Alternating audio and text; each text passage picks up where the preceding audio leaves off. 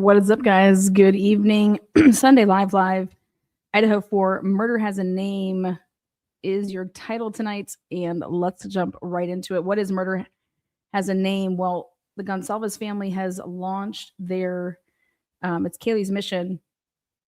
And if you go ahead and type in www.murderhasaname.com, here is the website that launched. This is actually why they are going to CrimeCon this year, the Gonsalves family, Christy and Steve, as well as their partners. So we're going to talk about that.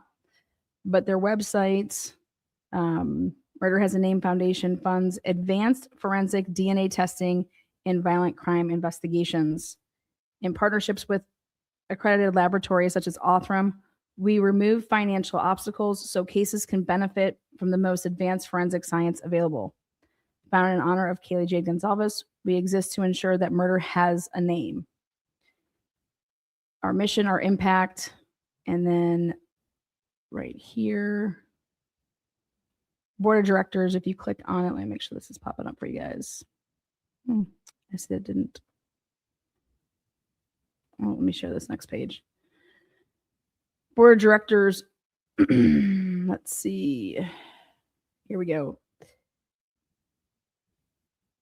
Chair of the board and co-founders, Stephen Christie.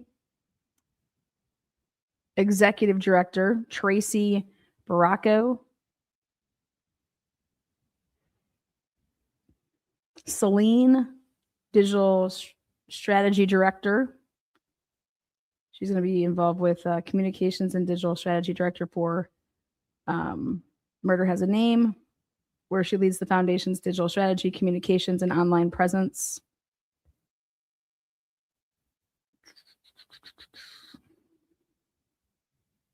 Chris Hansen, board member, ambassador, advocate. So again, remember, Chris Hansen will be at CrimeCon. Nancy Grace, the ambassador, advocate. So Nancy, we all know who Nancy is. And in support of the Kaylee Gonsalves Foundation, doing business as Murder Has a Name, Nancy stands behind a mission driven by action, innovation, and hope. The foundation is dedicated to advancing justice through modern forensic DNA technology, helping solve cold cases, supporting victims' families, and ensuring that no victim is ever forgotten. John E. Douglas, pioneer of criminal profiling. I believe he was in the FBI. Was that Mindhunters? I think.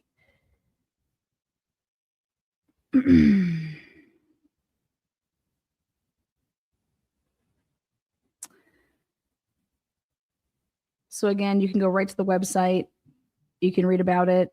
You can see their partnerships, their resources, their events.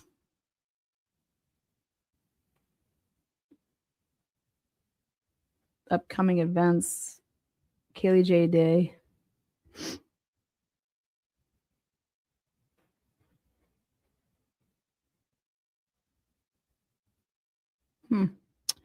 All right. So again, welcome in. Truth and transparency. Appreciate you guys being here tonight. Well, I took some time. I went over and went through their website. I think it's actually awesome. It's basically crowdsourcing, crowdfunding. Pretty much what Othram was doing as far as you could donate to a case. And once you got X amount of dollars for that case, then that case could be then, tested for DNA or whatever it needs. And that's the way that, as far as trying to solve cold cases, I know that we've heard Othram talk about that there's a lot of cases out there that if they were tested, that they could, they'd be able to find the killer. So, but I think it's very fitting for their case, for what, everything what happened in this Idaho4 case, with IGG. So I was reading and I went back through some of the discovery. And remember in Bethany's interview with Blaker, Bethany told me that Kaylee would look up who the registered sex offenders who lived in the area. Bethany stated that Kaylee had found a registered sex offender who lived close to them in the blue apartments on Queen. Kaylee stated he was older, in his 30s or 40s. Bethany stated Kaylee was looking at the sex offender registry within the week or so before the murders. Bethany stated Kaylee was into crime shows. Bethany stated there was nothing that happened to prompt her to look up the sex offender registry. So this is really fitting, if you ask me, if how Kaylee's legacy could be carried on by helping other people, other families, solve their case. And if people are going to donate to a cause, here's a pretty good cause to do that with, and in for her name. So I think it's pretty amazing.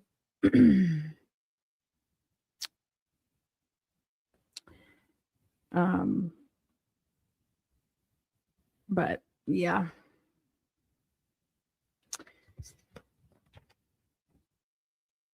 So again, go on. It's www.murderhasaname.com. I know that they are going to be speaking about the launch at CrimeCon. So I'm sure at some point here at the end of the month, beginning of June, those people that are there recording stuff, they'll eventually, I'm sure, make their way to YouTube. So to see the presentations about it. That's a great question. Lana, will you be at CrimeCon this year? Well, it's a coin toss right now. It's a coin toss. So, all right. Again, go check it out. I'm saying that if you're going to donate to something, I don't see why this wouldn't be one of the things that you would donate to, especially once they get their case list out there, and then just to see what it can do. I think it's great for all the victims. I want their legacies, their names to be carried on, because this case and how it was handled is not how the victim should be remembered, and I love that Ethan has his foundation and what they started right away. I just think that that's how these kids should be remembered, these students.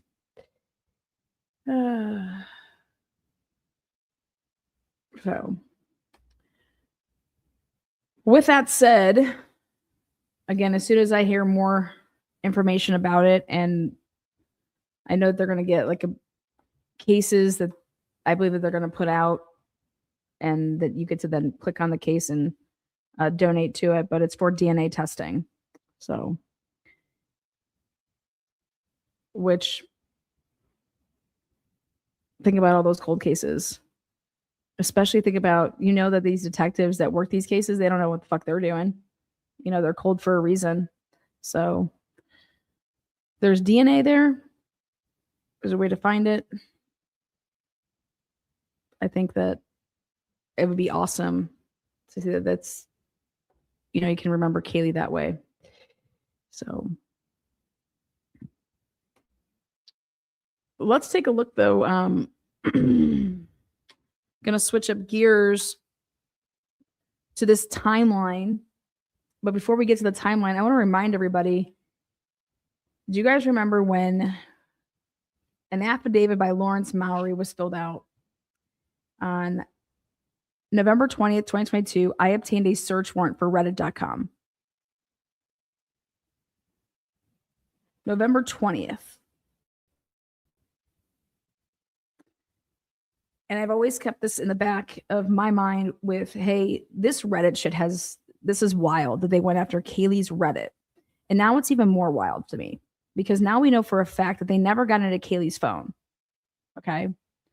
So when the warrant was served on December 1st, 2022, I still had to consider the fact they actually got into Kaylee's phone on November 29th. Okay. And that they didn't serve the search warrant because they wanted to get into her phone or something like that. Well, that's just not accurate at all. And what's now accurate is that we can finally say this with 1000% certainty is that what the heck happened between November 13th and November 19th that Lawrence Mowry decided not to go get anybody else's Reddit based off of their phone number, but to go try to get Kaylee's Reddit account from her cell phone number. Like putting in that cell phone number is look it up and see if she has a Reddit account. And at first, you could think that, okay, you found out that she has the Reddit app on her phone and that there was something in, when it was downloaded, but none of that was there. They didn't see something in her phone to alert them to do this. Okay. And they didn't do it for anybody else. And here on November 20th is when he goes to obtain the search warrant, but does not serve it until December 1st. You understand what it seems like there? It seems like you have knowledge of something, and then somebody told you to pump the brakes and wait, and then serve it after we get these phones back. But yet they never got into Kaylee's phone. They don't know what's inside Kaylee's phone to this day. Her phone has not been returned to her parents yet. No. Her parents do not have that phone. And there's a reason for that because that phone has never been able to be gotten into. I don't think her parents are ever going to get that phone unless they try to make a move on that phone to say, hey, let's give it to the Secret Service. Let's try to get into it again so we can download the material.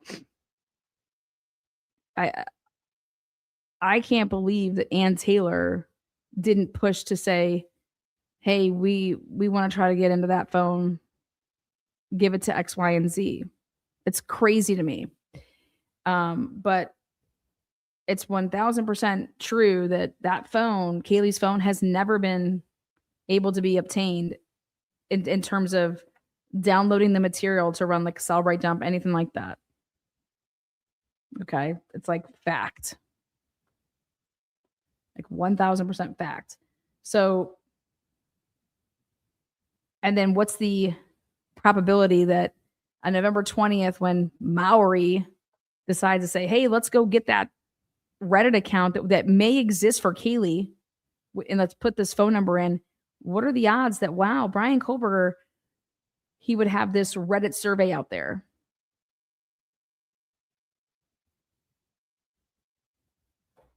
It's almost like you knew that existed, right? But why not try to see, put in Ethan, put in Xana, put in everybody to see what would come back with Reddit. Why only Kaylee's number?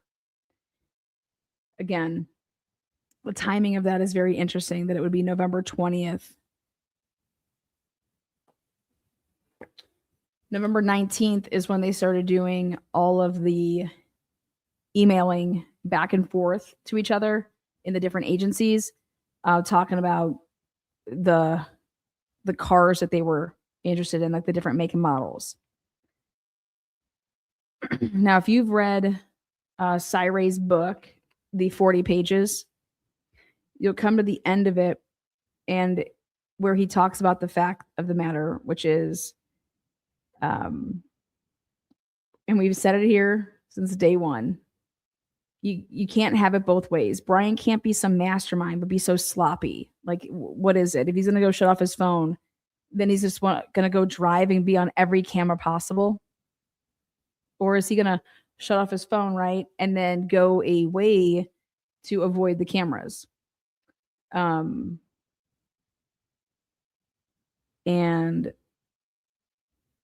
Cyray basically calls out the part that you can read in the book that, let's see, let me grab.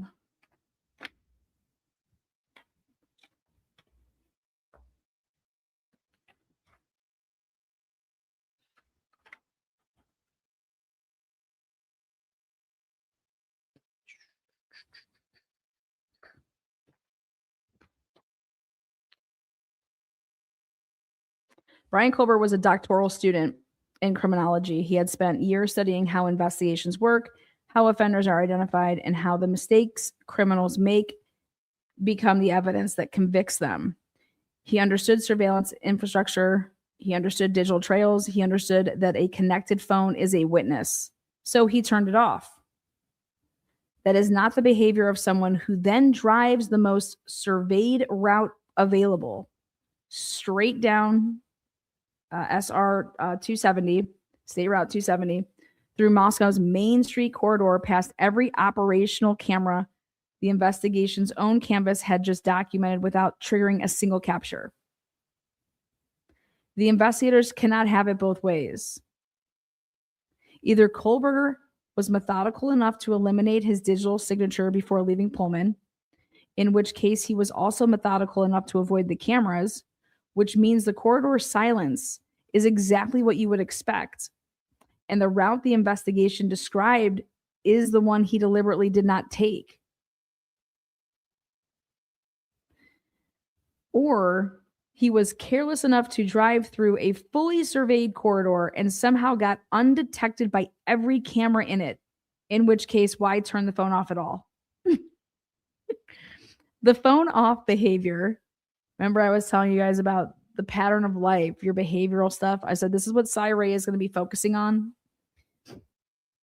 So the phone off behavior and the State Route 270 route cannot coexist inside the same suspect. One describes a man who understood operational security and planned accordingly.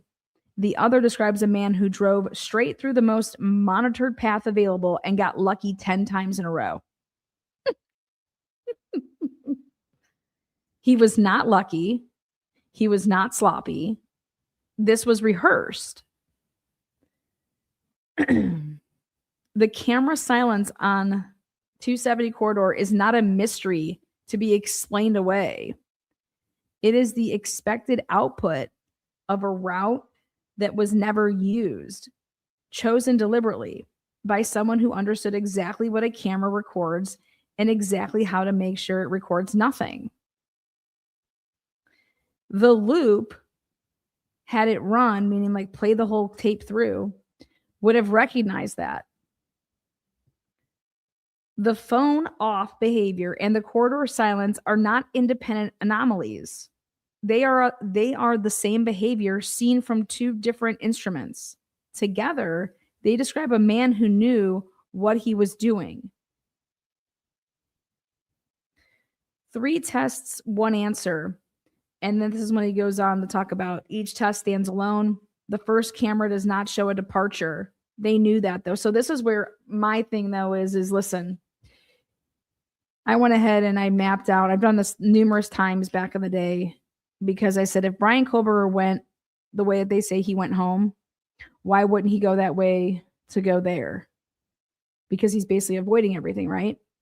And I was calculating the time though that it would take, okay, to do what he did, let's say when he would have left. And so this is the thing though, for me, is if the crimes though happened at 2:53 or began at 2:53, then how do you explain that? If stuff started to begin at 2:53 and potentially even before that. But I think for him to say that this wasn't deliberate, okay, I disagree. I know that he wants to give cops grace and stuff like that. He can do that. I don't have to do that. I'm not going to give people grace where grace isn't earned. Okay? There is no way that Brian Kohlberger could be the 326 car. You can't be that car and go the opposite way. Okay? It takes too long. I had it, if you were to leave out at 2:54 and take the loop that he took to get home, that they say, he's not able to be on any camera until at least 3:41, and that's like straight through. Okay. And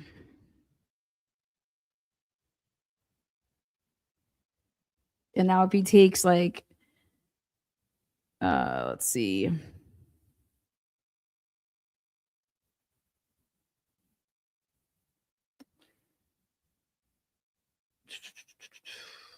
So then I have my third question would be is why in the world would Brian Kober ever turn on his phone leaving?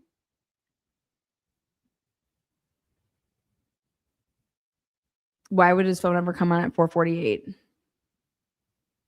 Was it an accident? Did he get lost? And it's like, if this has been rehearsed, how the fuck do you get lost? Right? 4:48. How does his phone come on?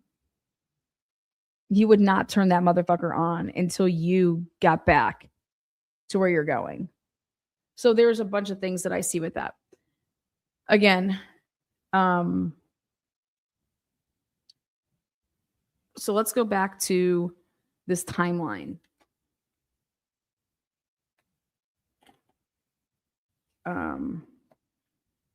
Because I've said it since day one, if this was Brian Kober, there is no way that he went the way that they said he went. It's just not, sorry.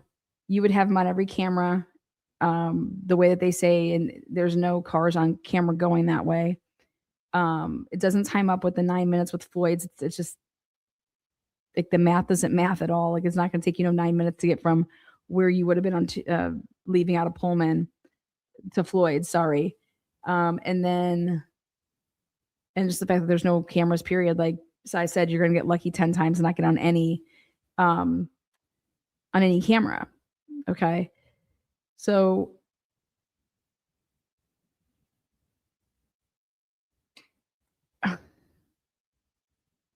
the question though is this: the people that wrote the probable cause affidavit knew this.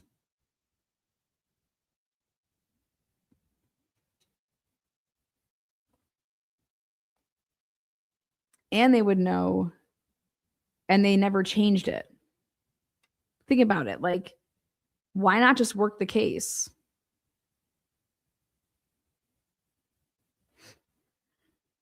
They chose to just not work the case and then just lie and say, we're going to use this car here that we see, and we're going to say that the phone shut off and stop reporting to a network. And like, that's a choice. So that's like deliberate. They chose not to take the time to investigate the case and chose money for that university in those two towns, right?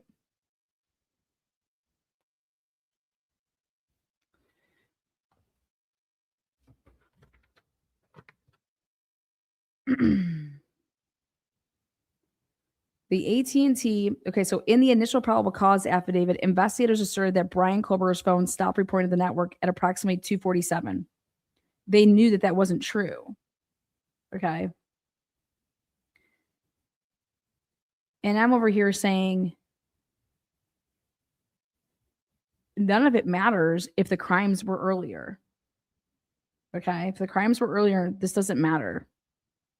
Phone off, phone on, driving all around, being even in Moscow. It doesn't matter if those crimes were earlier. So, the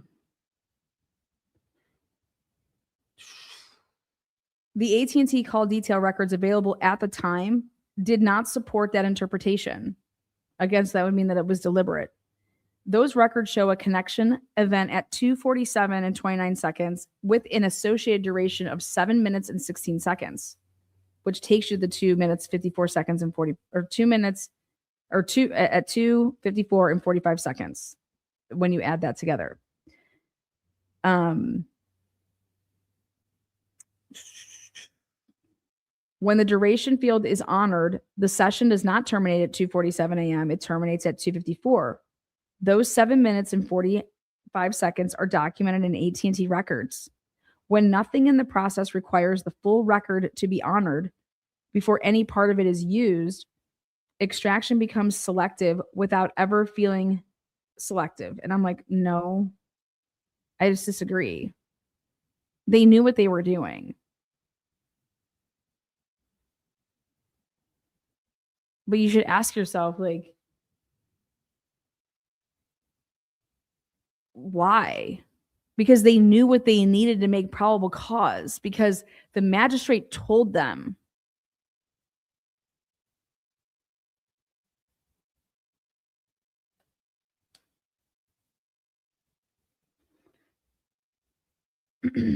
Because before December 23rd, to even write up a probable cause statement, to even get Brian Koberger's phone records, what did they say?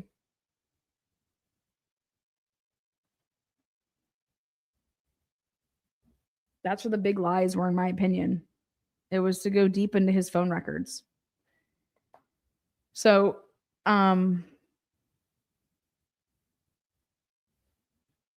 investigators are not choosing to ignore data. And I'm like, yes, they are. They are simply never required to confront it. And it's like,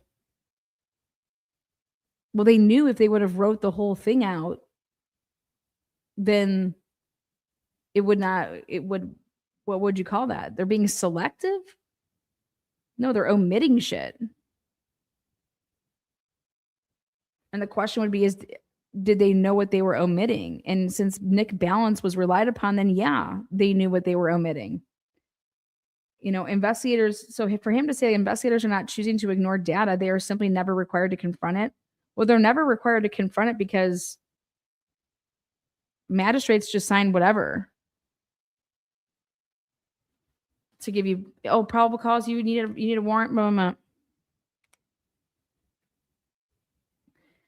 The artifact is not consciously weaponized. It is never forced to speak completely. Selective portions of the AT&T data record were elevated.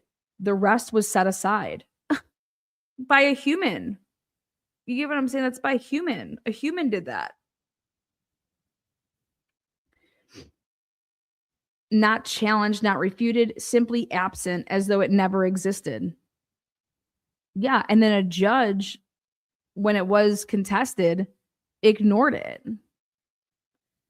During that interval, the device generated additional network handoffs, demonstrating it remained actively connected to the AT&T network.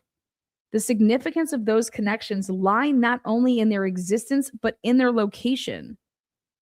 And they were located in doing all this on the same tower that he originated on. The device connected to the same cell site investigators had already characterized elsewhere in the record as consistent with being at or near the Koberger residence. That interpretive use of the cell site was not new. It had been relied upon earlier in the night to support location-based claims. When the phone again connected to the same site at approximately 2:50 a.m. and remained connected for several minutes, that connection was not incorporated into the investigative analysis. It was omitted entirely.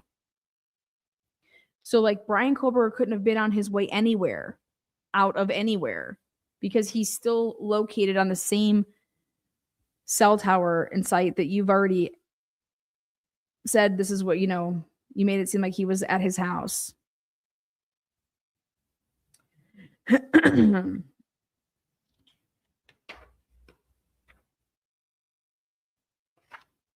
This omission is consequential.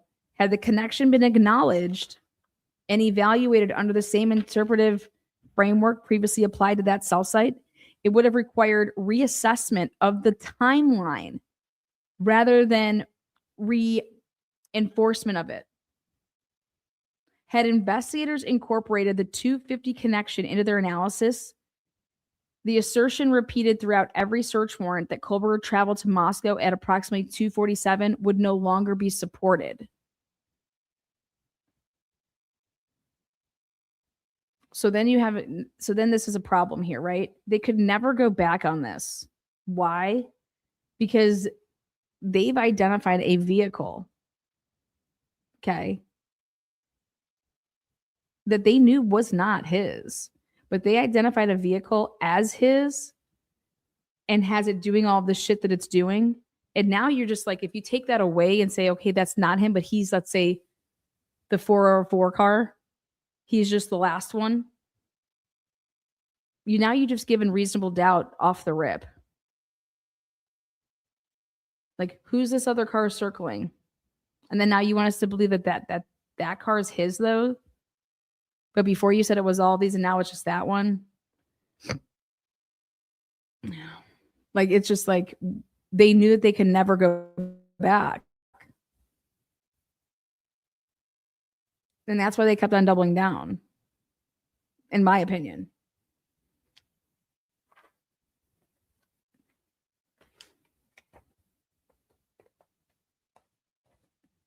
It's unbelievable. It's truly unbelievable.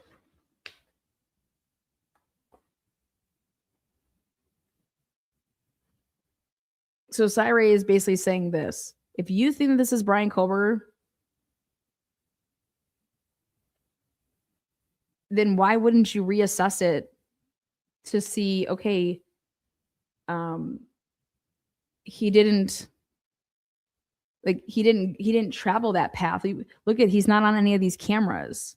That means he didn't go that way. Why are you trying to make it so that he did? Couldn't he have traveled a different way? Yeah, but that's not going to get you probable cause. You can't just, hey, this guy shut off his phone at this time, and then we got a car looking like it. What? Because what? How do you not have that car leaving? And then I went back and pulled out the WSU emails again.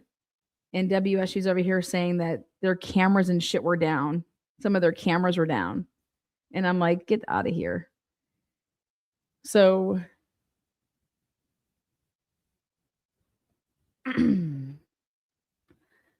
so then you move back into Jacob Tisdall's the 15th. The 15th, when he wrote his report. And he said that he was making these loops.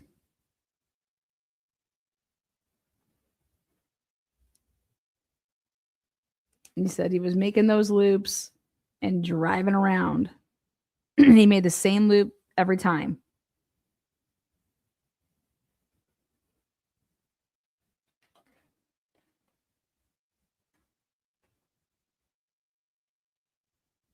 Well, we know that, Jacob, that's not you doing it every time, simply because we're able to put you at another location when you were writing up a ticket for that sign. But what it tells me is that I personally believe that there was more than one undercover working that night, undercover car. And rather than coming out and having somebody that's in plain clothes fill out a report, here, let's just say it was us doing that so that we can keep the other undercovers that were actually in that vehicle. We don't have to out them and who they were because they're undercover.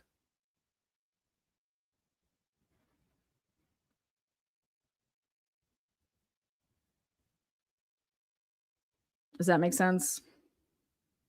I think that's why Ann Taylor was asking for give me all the names of the fleets that you guys have, every car that everybody owns personally and every car that you have registered to Moscow Police Department. And so with that, because it would make sense that if you're running some type of a task force, okay, if you're running some type of a task force, you're not just running it with two people, okay. Casey Green, the officer that looks like Brian Culver's dad, Casey Green was in charge of like Rosie Tisdall. Like, he has a team, Brandon Sturck, like these dudes. So people are, and so The question is to get the list of all of the workers for that night that fall under Casey Green's team, and who was working the task force, who was working with a task force there. Because it was not just Jacob Tisdall, okay, and Rosie. Sorry. Don't ask yourself, a college campus on a night that's supposed to be like a final senior home game, people come to town, you're going to only run with 2 plainclothes cops for a college campus? Are you serious? I mean, don't you think that's light? Why even have anybody out there? And then let's talk about, you want to talk about the odds of something? You want to talk about some odds?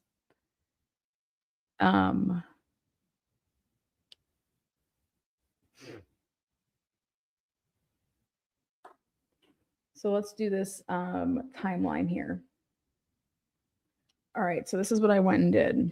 I went and took back out Bethany's interview and Dylan's interview. Okay. And we're going to use Hector here to show you.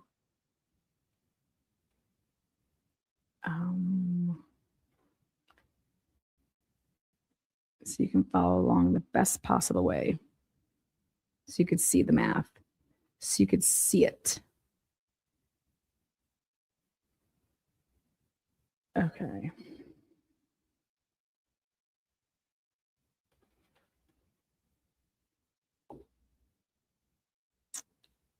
Okay. This is what I was working on this weekend.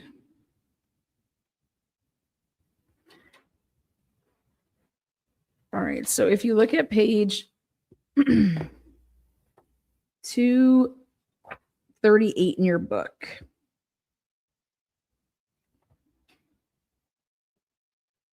Okay. Dylan calls Xana, and they use Xana's cell phone to give you this timestamp, which is 9:31. Okay. And I want you to see something here.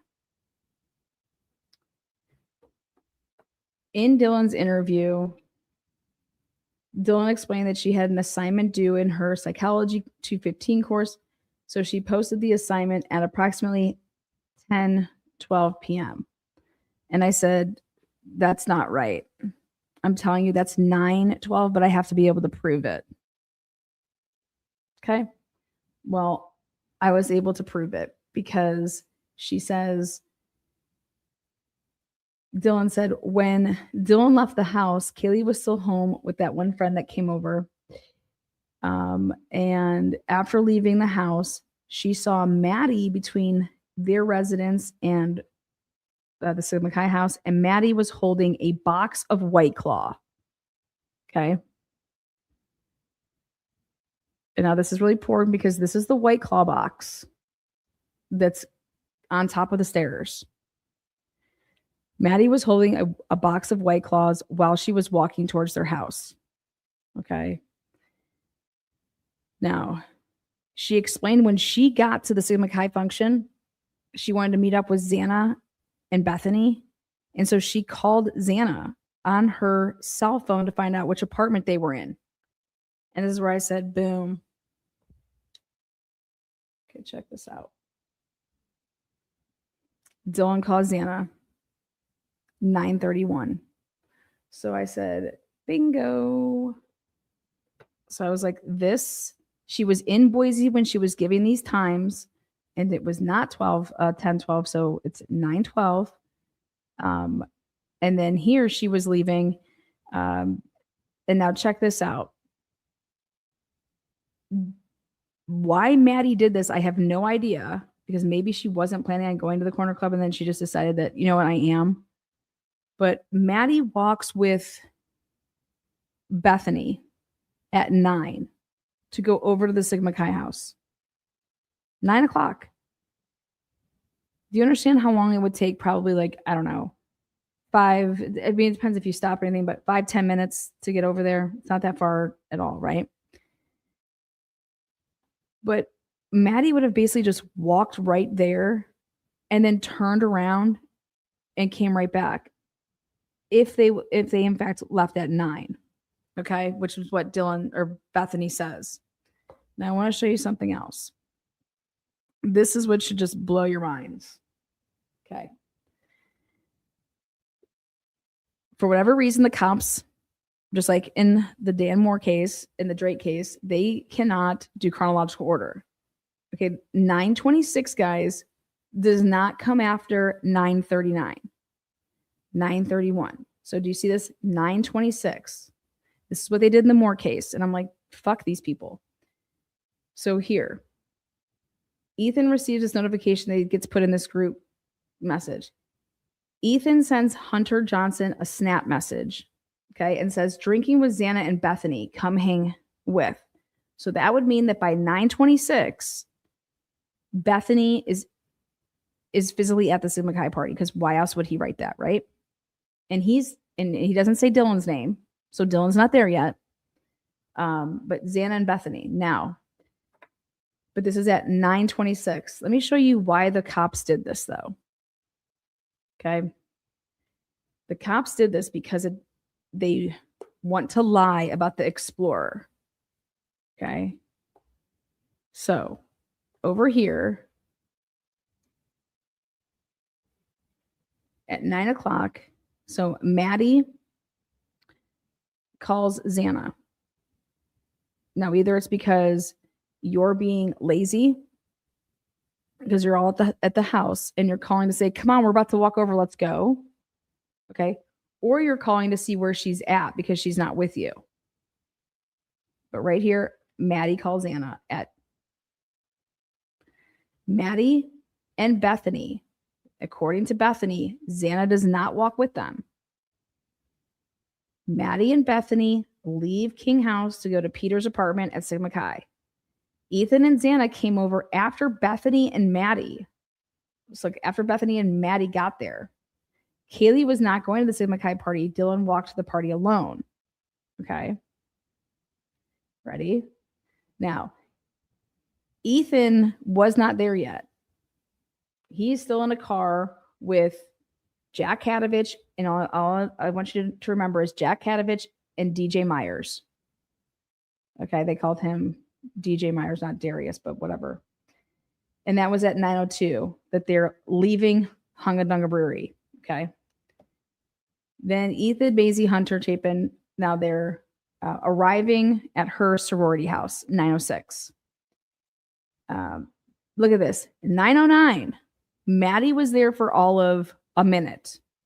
If you left at 9 and you walked over there, she was just like, you know what, fuck it, I'm not going.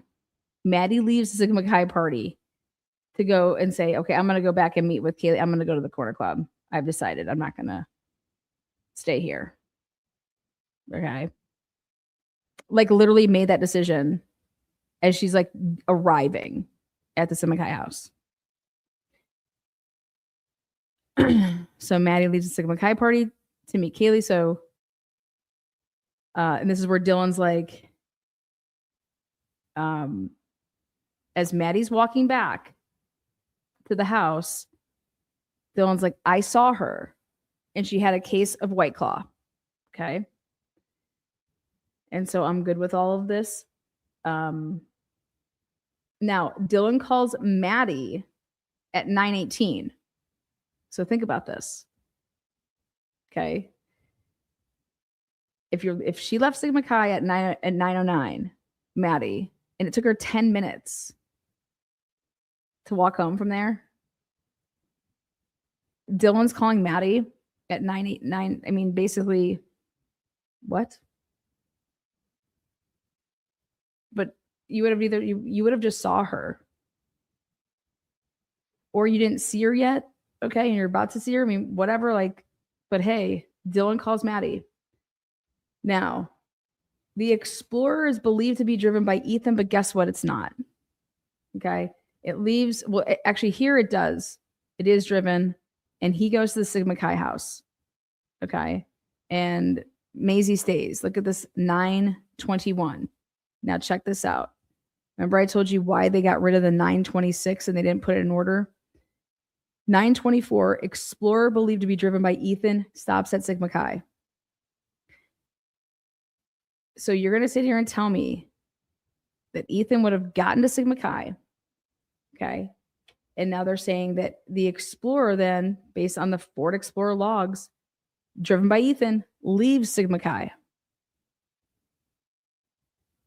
And then there's supposed to be the 926 in here that they put over here. Why did they do this? Because Ethan sends Hunter Johnson a snap message, drinking with Xana and Bethany, come hang with, at 926, therefore making it absolutely fucking impossible, right? So for this Explorer to be driven around here by Ethan, if they would have put that right here where it belonged, okay, one would look at themselves and say, the Explorer believed to be driven by Ethan arrives at 1122 King. Like, what type of logs are you using? And who, like, that's not Ethan. Ethan's saying he's drinking at Sigma Chi with Bethany and Xana. Come drink, Hunter. Okay. So who's actually driving this Explorer around? Now, go to Venmo and with Venmo, Ethan at 11 something. I'm gonna go back and check the exact time. But Ethan sends Jack Katovich money. Okay.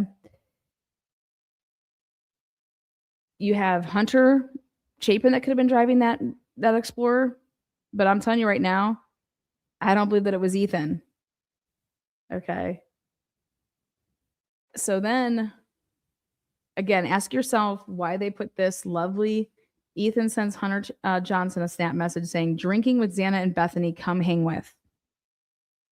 And why they didn't put it in order. Well, so Dylan calls Xana, and this is when you go back to her statements, and she's like, I called her to find out what apartment they were in. Okay. So boom. That's how I was able to determine that this was not at no 10 something, that this was the 9, because she called her at 9:31. Now,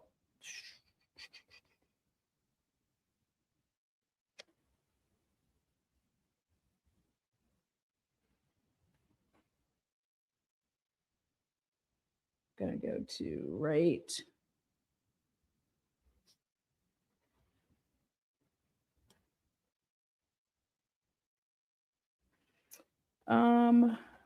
Here.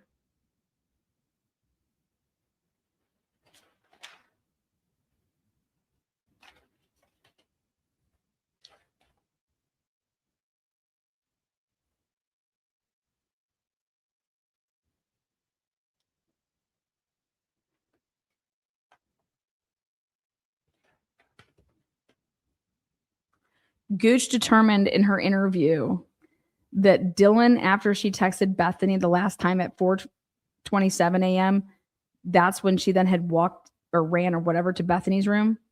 That means that you're going to be removing that 424 vehicle, and the only vehicle that she could have seen would be the 429 vehicle, which came back over that we are suggesting is actually the Explorer. Okay. Because we know it stops totally right there. It's at the 1122. You can hear the door. But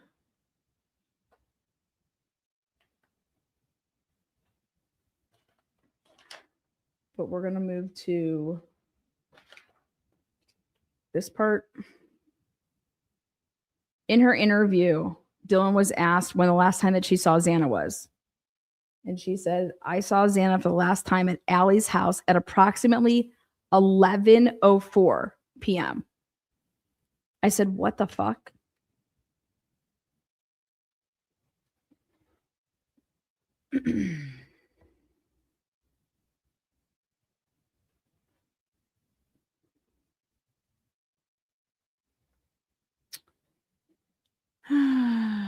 Dylan sees Xana for the last time at Allie's.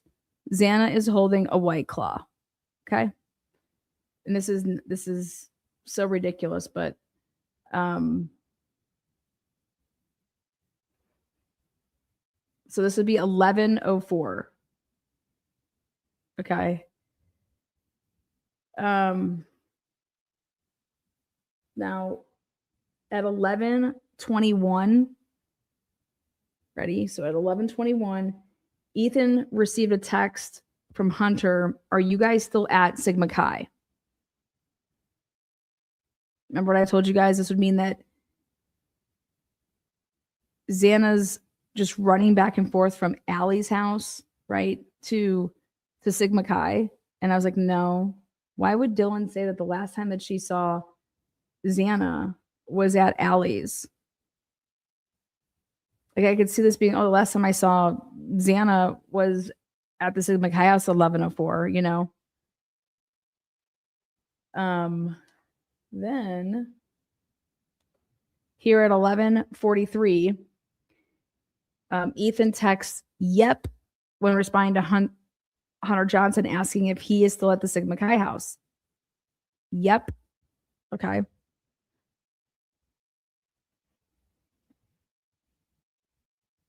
Now, it is possible that he is just saying yep because it's just him. Okay. In which that case, that would mean that Xana and Ethan, you know, separated. So we're going to come back over here to show you that this is wild. Okay.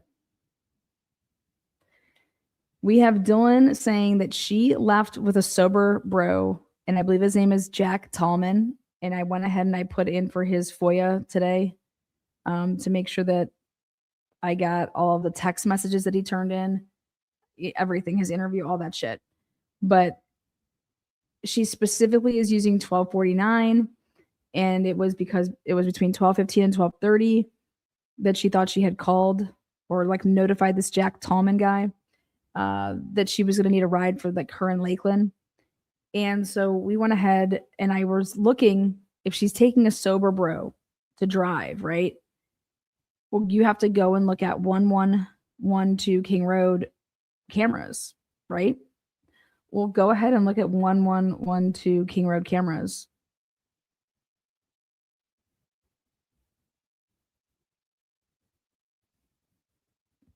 What vehicle comes in front of and then like drives past and loops and then like leaves at around 12:49?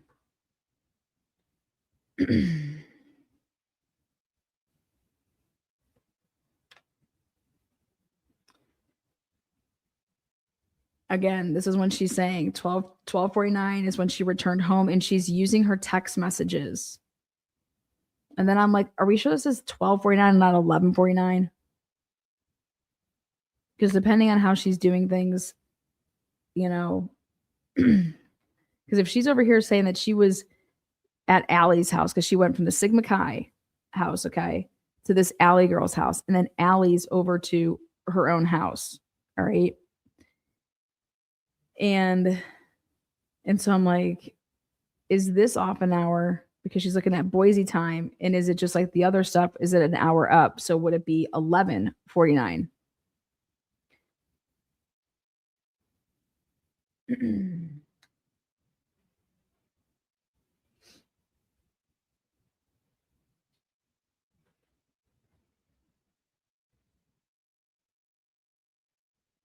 But these are all so easy to like to know based off of you have the camera. You have 1112 camera.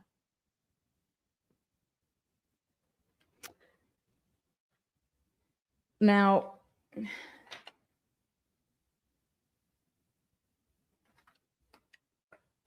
pulling up Bethany's, this is what I think is interesting with Bethany's. Okay.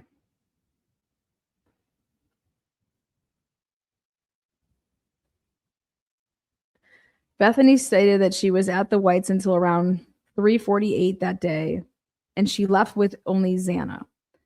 The rest of them stayed.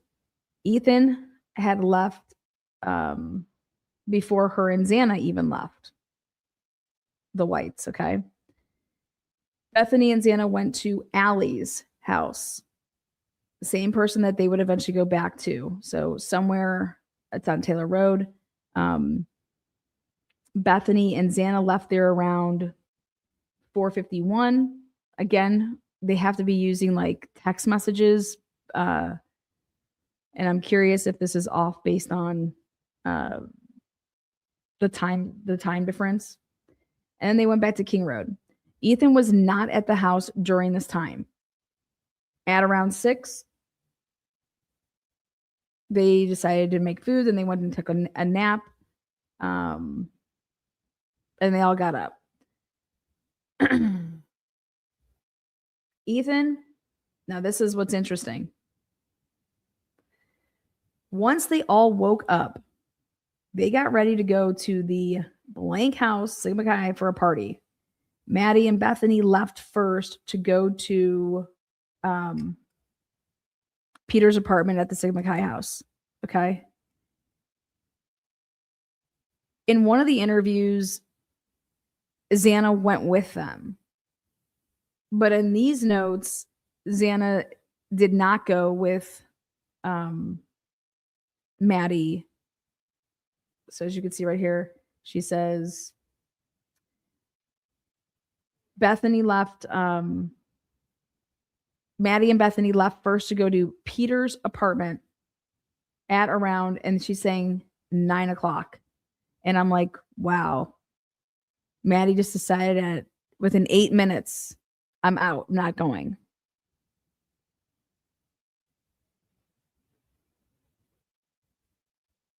And I said, I think Xana walked there with them, though, because why would Maddie call Xana at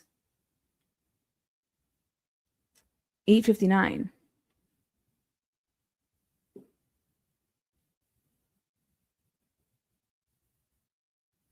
That's a way for me to saying, hey, we're leaving, we're walking. Like, are you coming with us?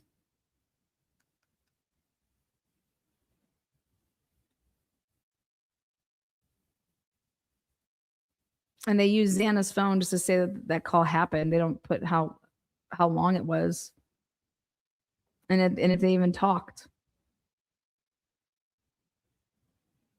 because it's Bethany's statement that Ethan and Xana came over after Bethany and Maddie. And it's like, well, how did Ethan and Xana end up at the same place? And this is what they try to push on all of us, but it's just not accurate.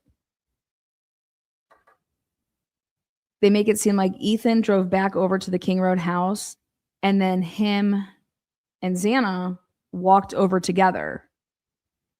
But that just didn't happen. How do we know that? Well, because of Ethan's Snapchats. Ethan snapping and saying at 9:26, come drink with me, Xana, and Bethany. And so I believe it was originally Bethany that said that it was those three that actually walked over. And then somehow that got changed to that it wasn't, that Xana wasn't with them when they walked over to go to the Sigma Chi house. Well, I can tell you that it would seem really odd that that Ethan would be sending a snap message saying to come to Sigma Chi, I'm drinking with Bethany and Xana, if he's truly not with Bethany and Xana. Okay.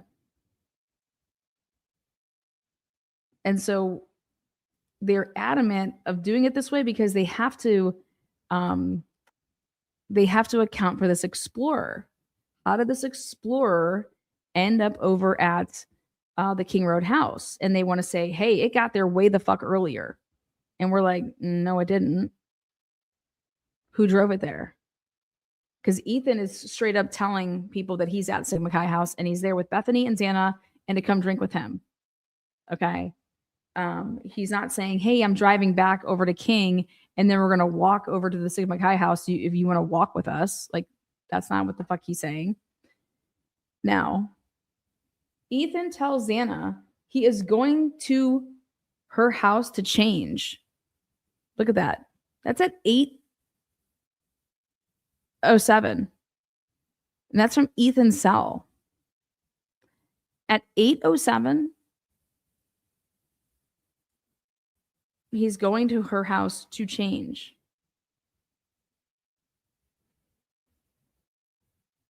Look at this.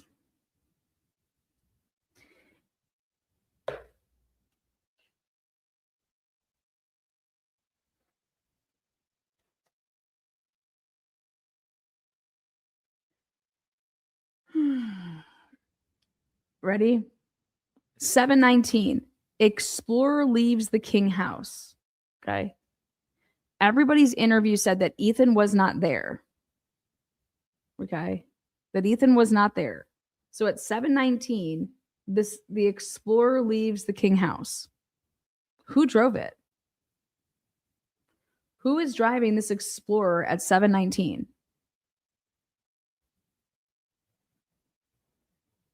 Well, Ethan, wherever he was, walks over,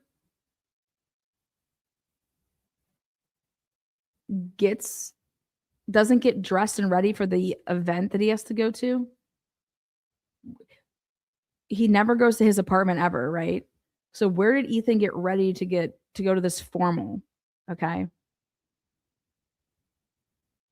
So wherever the heck Ethan went when he left the Whites earlier, like at 3 something. What is Ethan doing between 3:30 p.m. but they want to say, hey, Ethan. They don't put that it's Ethan that takes the car, but they just say the Explorer leaves the King house at 7:19. Explorer arrives at Macy's place at 7:26. This is per Macy's formal event at Hungadunga. Ethan, Maisie, Hunter Chapin, all these people, right? They attend together and rode in that black Explorer all together. So they say that they're there at this Kappa house and that they leave at 7:59. 7:59. The Explorer leaves. Dylan calls Maddie, who doesn't, because it's, hey, everybody needs to get up at 8. And then they arrive at Hungadunga Brewery at 8:06. And then literally upon arriving, Ethan tells Xana he is going to her house to change. What? When? For what?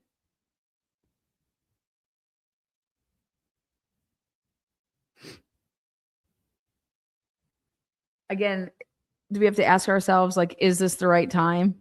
I mean, they're saying they're using Ethan's cell phone to do it from his cell, page 87. And so Ethan tells Xana he is going to her house to change.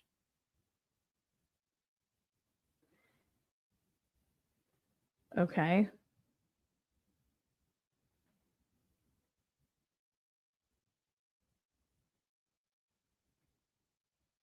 Ethan. So here we are at 9:02. They're all at Hungadunga Brewery. They're getting ready to leave. So they were at Hungadunga Brewery for an hour. So they leave at 9:02.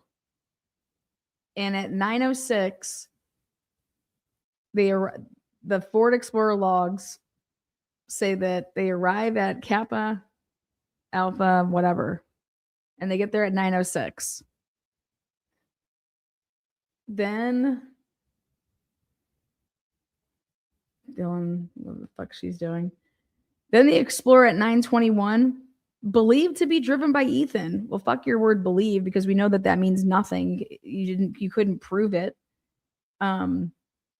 Believed to be driven by Ethan, leaves his sister's place And within 3 minutes, the explorer is now at Sigma Chi.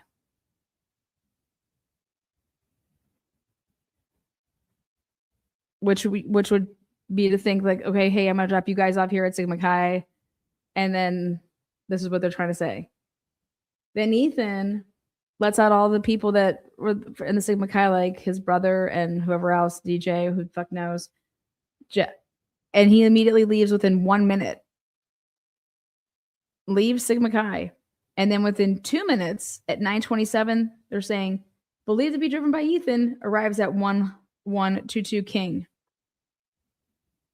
And again, that was at 9:27. And then what they do is they purposely leave out in chronological order and put it right here, which is way out of chronological order, at 9:26, which is going to be right after arriving at Sigma Chi, and Ethan staying. Ethan sends Hunter Johnson a snap message, drinking with Xana and Bethany, come hang with.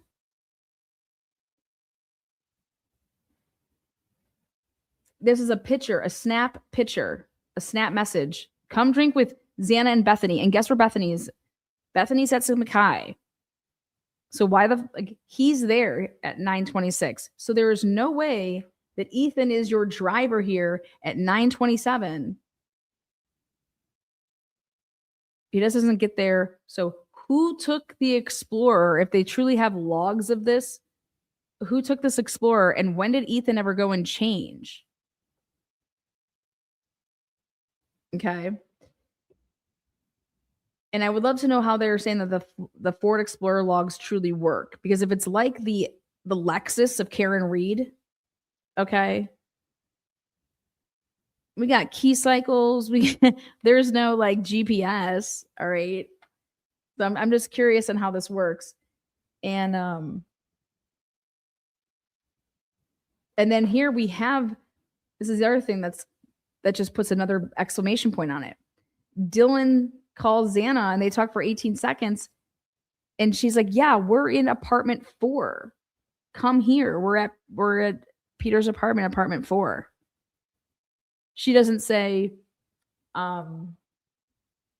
like, again, how the fuck did Xana end up at, the Sigma Chi party?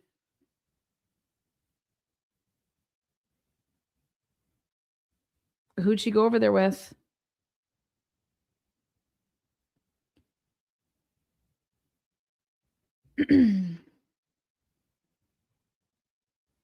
But look at these fucking bastards.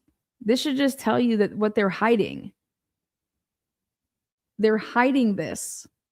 Because if it was in chronological order correctly, one would read this and would be like, wait, what? Ethan just left the Sigma Chi. Why is he saying come drink with Bethany and Xana and me? And he doesn't say Dylan. So he clearly knows that Dylan's not there yet because she's not. She doesn't call until 9:31 to say, hey, where are you? Like, what apartment are you guys in?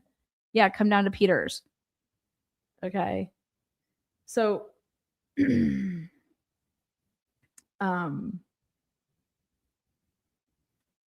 what I think happened here, if I remember correctly, there was a girl that there was an interview and Xana brought over a bag, and basically she was stuffing Ethan's clothes, like a jacket that he was wearing, like into her bag, her book bag that she had. And so what it seems to me is that Xana brought him clothes instead of him coming there to change. It seems like Xana brought him clothes. And so he changed there, and then she's then stuffing, because there was a person that's talking about the fact that Xana had a bag, and I think it had Ethan's jacket in it. And I'm gonna go find the interview where it happened, and it's saying that. And so it would make sense then if she's stuffing his jacket, into her bag, he didn't go home and change. Get it? Good. So I just think that there's a phone call out there, right? Because this isn't all inclusive. There's a phone call probably where it was just like, Ethan's like, can you just bring my clothes or something like that? Or can you just, so it's just, but it's like, hey, who took the Explorer. And that's where I think that we should have the word Hunter Chapin enters the picture, because Hunter Chapin is the one that said, I went to bed early. I went to bed like at 10 or 10:30. Well, maybe he was the one that said, here, you guys go. I haven't been drinking, and I'll go drive the car. I'll go park it over at King, and I'm going to go, then I'll be back. And, but that would all blow up when you go on to these interviews and it's like, who was in this apartment? Hunter Chapin. I'm like, and now that's why I'm saying you go look at that Venmo. That Venmo to Jack Katovich is really interesting now. Maybe he paid Jack Katovich here. You're the young buck. Was he being a sober bro that night? Here, go park my fucking, car over there, whatever. But if you go to, now let's look at page 243. I want to show you guys this. We have another big, huge fucking problem. They don't know how to, again, go in chronological order.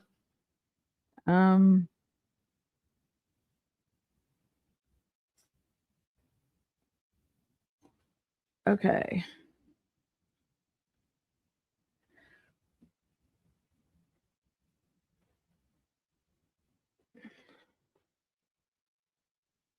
Okay, I want to show you guys something here. All right. At what this would be allegedly 12:16, Xana calls Ethan and he doesn't answer. And they use Ethan's cell phone to pull these records from. Page 108, okay? Watch this. Now, see, this would show like at 1:16, exactly an hour later, Xana calls again and Ethan doesn't answer. But here they use Xana's cell phone. They don't use Ethan's to show that. So what I was able to do, though, is if we take the page number that this would fall on, see how it says 2954? What I did is I said, I gotcha, fuckers. I go over here, and do you see this text message here? Text from Xana to Pistol Peter. So this is just supposed to be 4 minutes later, okay? And they use Xana's cell phone to pull that text. Well, look at what page it is. It's page 2956 from Xana's cell phone dump, okay? Well, again, how the fuck, this is Tina with What the Fuck Transition Services. How the fuck could you be on page 256 here in chronological order? And then here, when you're going to use Xana's cell phone, 2954. Take that and shove it up your fucking asses. This is impossible. Okay? What that tells me is that, again, you're putting this right here. Why are you duplicating this? This at 2954, Xana's, this is this call.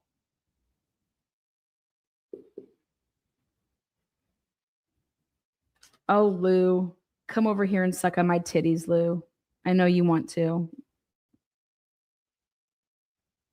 Kick Lou.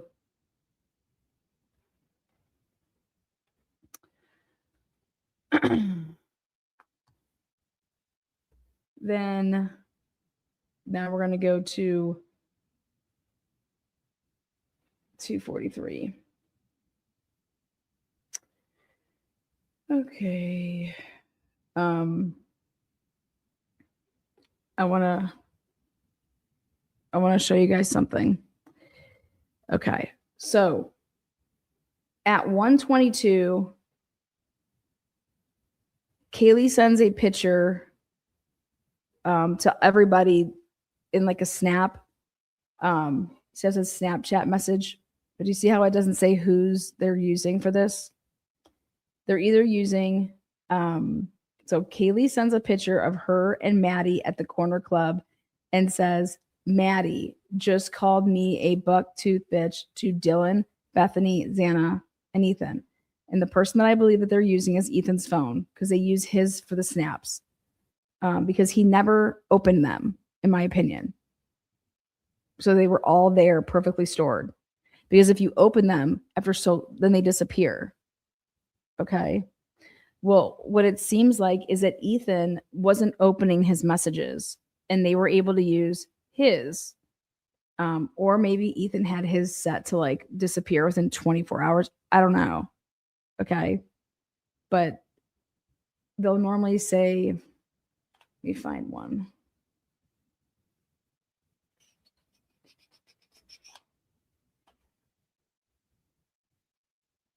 See Ethan's snap messages when you go through all this, but anyways, so this happens at 1:22 and they're at the corner club.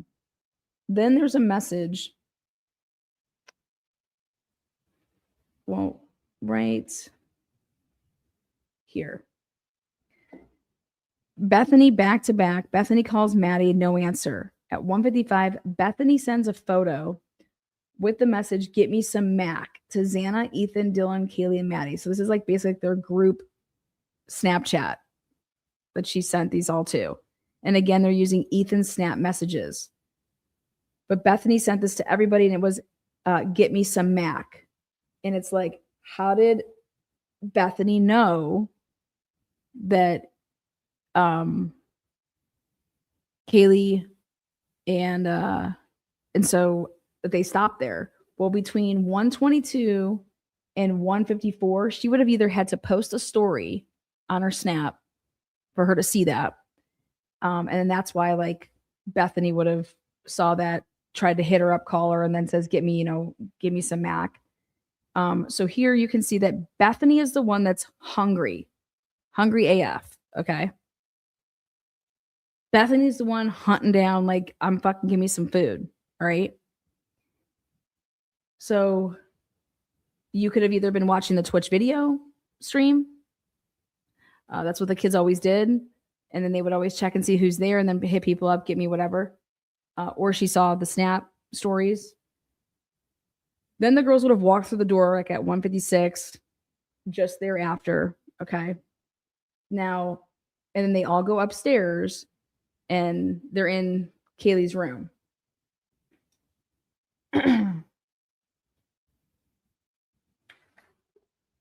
Right here.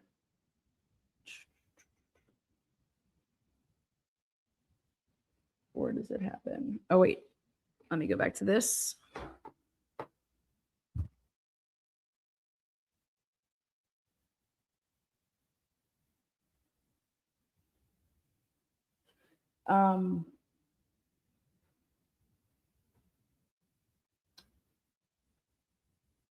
Okay, Bethany states that she hung out in the main part of the house for a while, and before she left the Sigma Chi fraternity, she saw Ethan and Xana in Peter's apartment.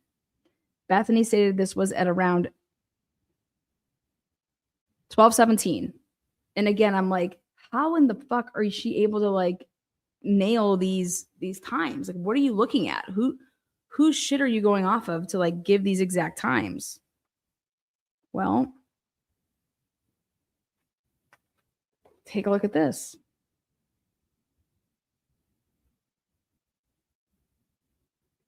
Bethany says that she sees Ethan and Xana in Peter's apartment before leaving.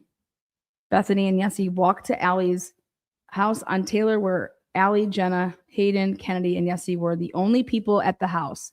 This means at 12:17, when they would have left the Sigma Chi house to like go to, Allie's house, when they get there, Dylan's already gone, which is really interesting. We're going to get to that here in a second.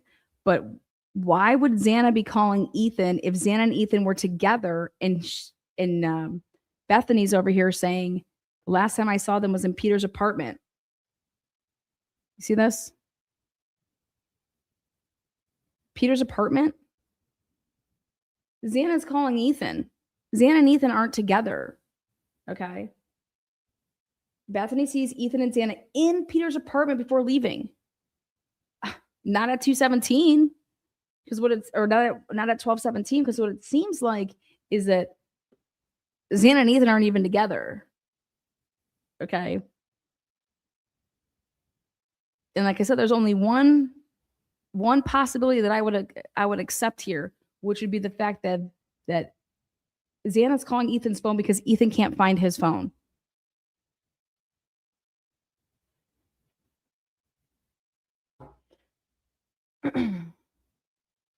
But then here, just after this, Xana texts Pistol Pete, who's Peter, you good? At 12:20, you good? So now ready for this part?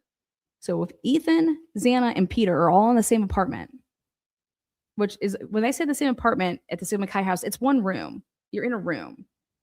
Okay. And so let me get this straight.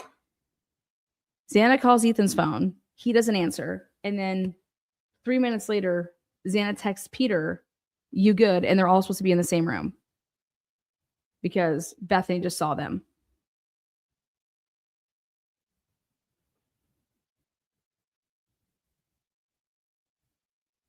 I think the most important question here is why, what is Bethany looking at and using to say that this is the timestamp when she's saying that I saw Ethan and Xana in Peter's apartment before leaving to go to Allie's? And now remember, Ann Taylor interviewed Yessie and has Yessie or whatever her name is on her witness list.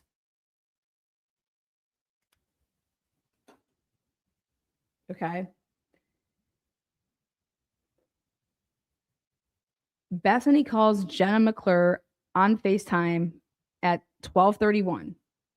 Well, you know what I think is interesting about that is that when you go over here and you get to that little party, and she's saying when we got to this party, okay. Bethany and Yessie went to Allie's house again on Taylor when they left. Bethany stated her, Jenna, HK, and Yessie were the only ones at the house. And it's just like, well, this had to be before 12:31 in my opinion, because, or after 12:31 in my opinion, because you're calling Jenna McClure.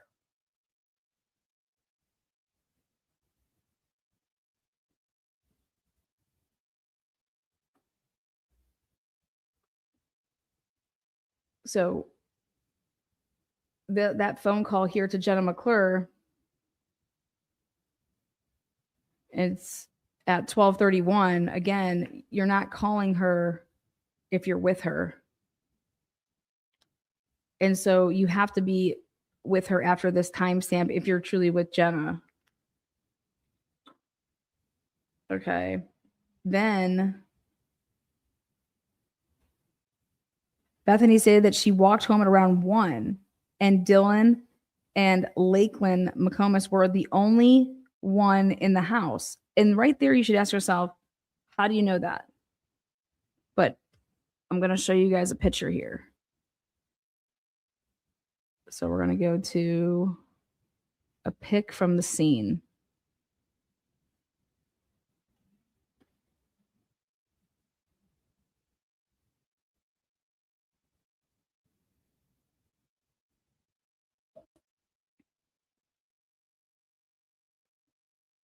What the heck's this thing doing? We might have to come back to the pic. Hold on.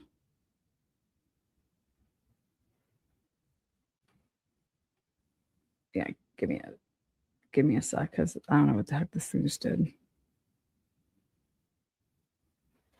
Okay, wait, hold on. Yeah, there it is. Come here. Boom, bitch. Okay. Here we go. Take a look at this.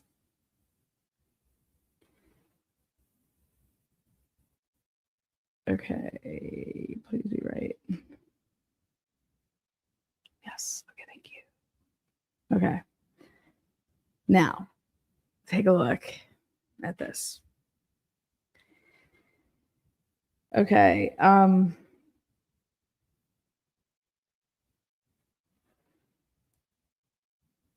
At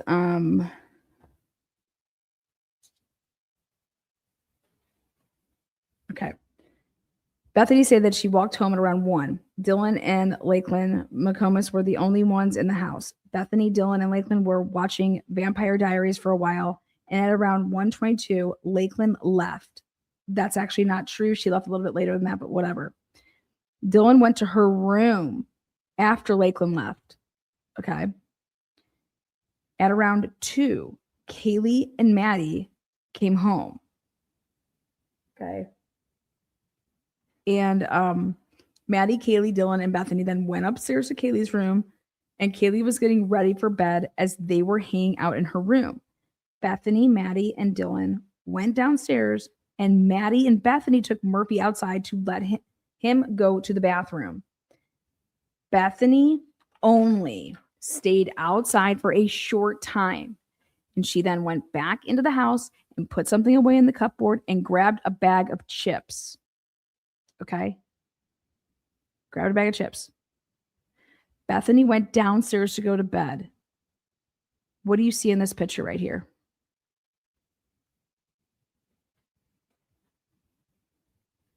The bag of chips, okay? You see that? See that bag of chips?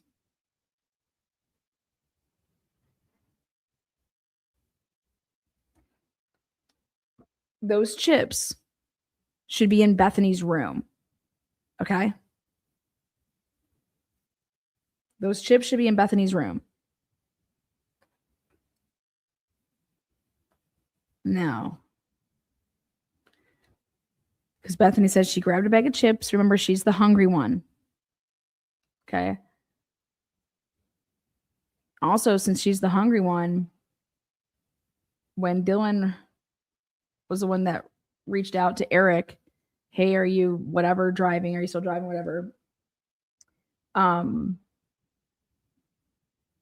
Why didn't the detectives or anybody ask Bethany, who's hungry, if then she maybe took over through text messages with Mr. Gower, or not even through text messages, but in Snap, because they like to switch over to Snapchat. So then you go and look at Bethany's room, and you can look through every picture you want. Where are the chips? Because if these were somebody else's chips, then there should be chips in Bethany's room. Well, I don't see any. You guys can go hunting for them. The next thing is where's Bethany's iPad that she used to watch TV?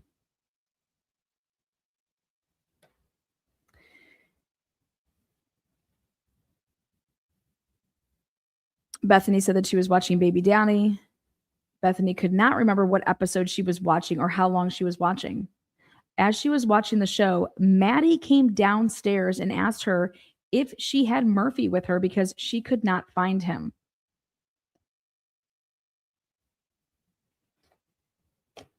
Ready? Do you understand in all the interviews, Dylan never once said that Maddie was asking, so she's going to ask Bethany, but she's not going to ask Dylan where the dog is. And now all the police had to do is say, was this before or after Bethany called you at 2:53? Don't you think that's important? Because that phone call was not answered. So if we go over here,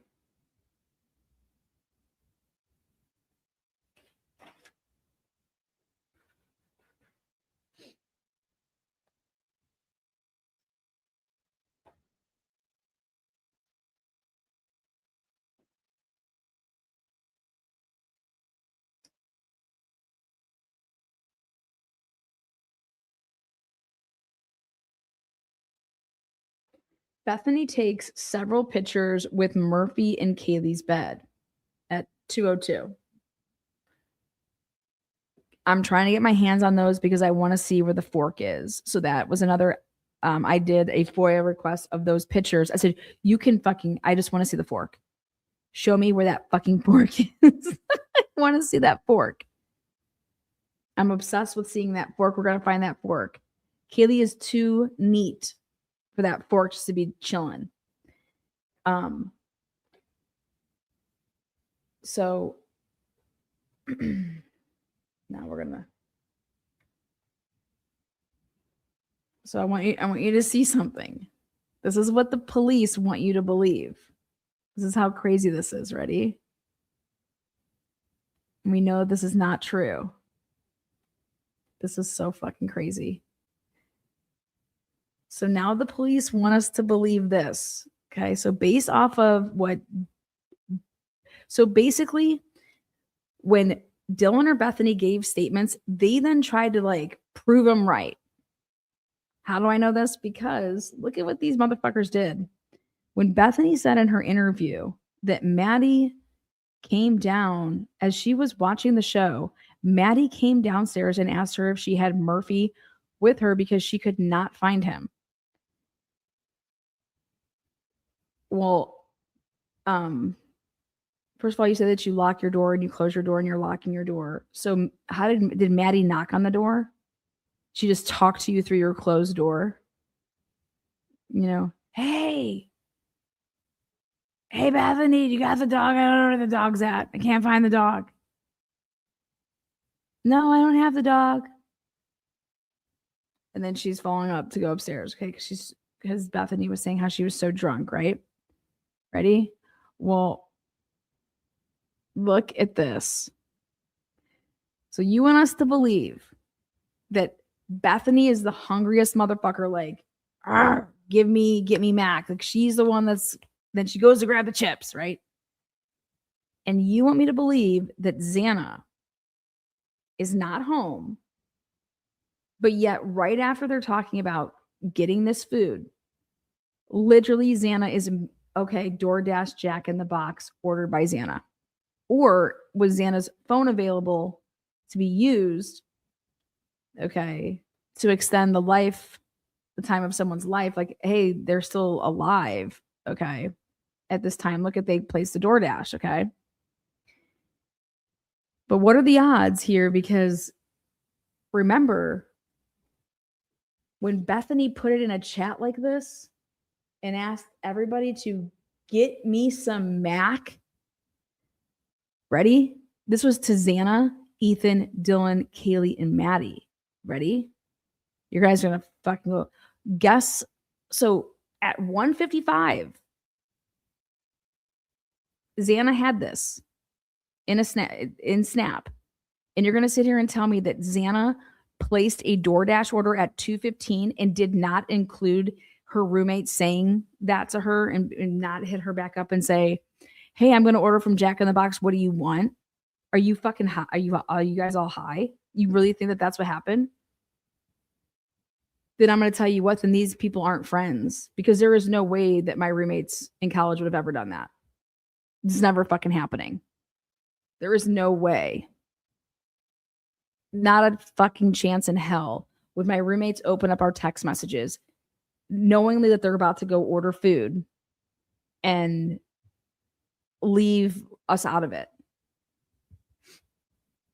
If we may put this out there, Bethany sends a photo with message, get me some Mac, to Xana, Ethan, Dylan, Kaylee, and Maddie.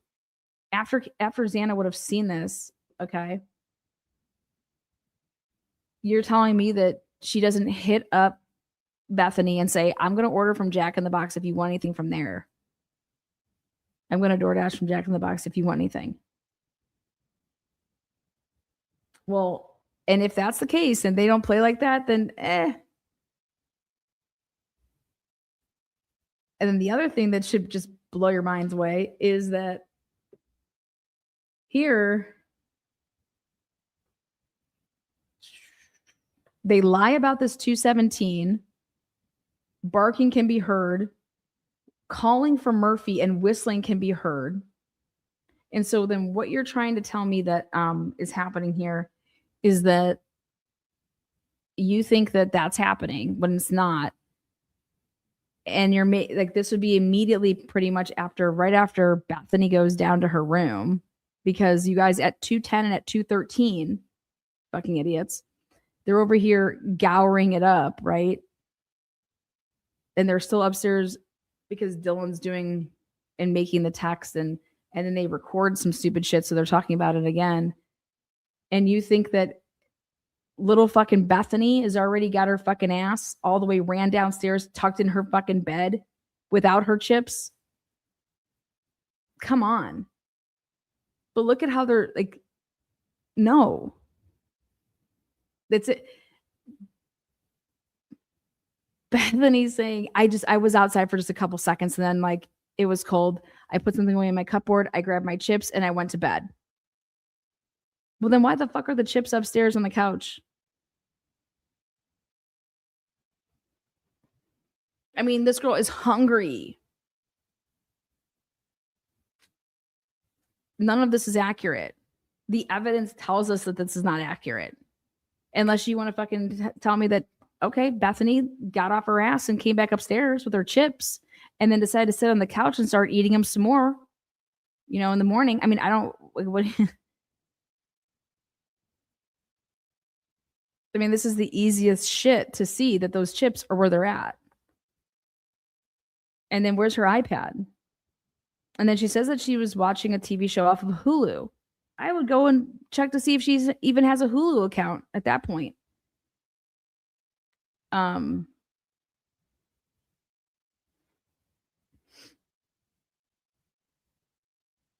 Bethany told her no, that she did not have Murphy. But guess what? Bethany said her door was locked, and normally she locks her door. And that Bethany told me that she eventually turned off her show and her iPad, turned off the show and her iPad, and went to sleep. And I'm like, wow, there's just no mention of the fact that, remember I told you guys this, Bethany wakes up to a firework, okay, and she doesn't look at her phone and say, oh, Maddie just called me at 2:54. Maybe I should call Maddie. Nope, calls Dylan. Fuck out of here.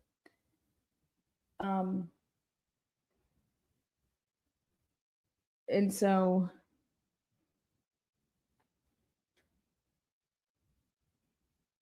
and now if we back all of this up, the only person who ever said that Murphy was missing is Bethany.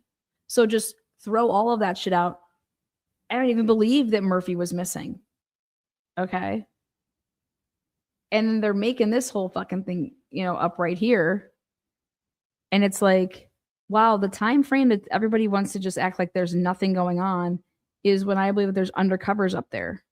They're definitely on foot up there because of where they were parked at the Whites. That's where they're coming out of before they stop the minors in possession. They're at the Whites. Those are the people whistling Dixie up there. Those are the people with flashlights, not people searching for Murphy. Okay.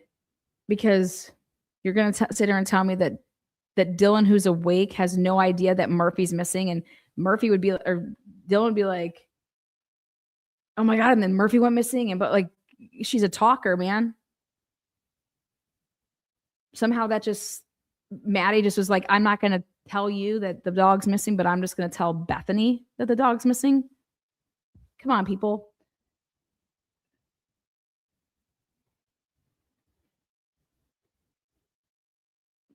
But this doesn't add up. And then if the dog's missing over in this, what they're trying to label this area right here, 216, with all this shit right here, then why is Maddie calling Bethany? Okay. She calls Xana, her phone calls Xana, no answer at 2:52 after calling Jack D 3 times. And she doesn't call normally Jack D. So Maddie called Jack D, 250, 251, Jack D, 251. Maddie calls Xana, 252. Maddie calls Bethany. Not answered. And then we get to this infamous 2:31 out of order time frame, or is it 3:31? Bethany active on her phone. Either way, the only way that it could be here is if it would be 3:31, and they're using Bethany Funk's phone records to put that timestamp here, which means Bethany is active on phone. And now either it's 3:31, okay, or it's 2:31, which means you have to put it back over here between right here.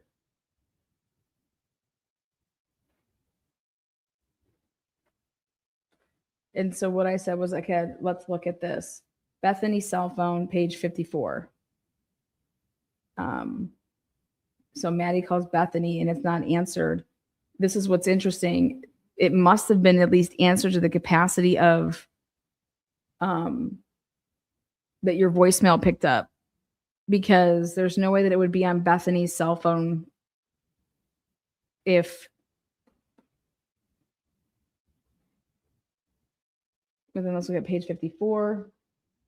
Let's see where they used Bethany's phone last. See if it goes in order.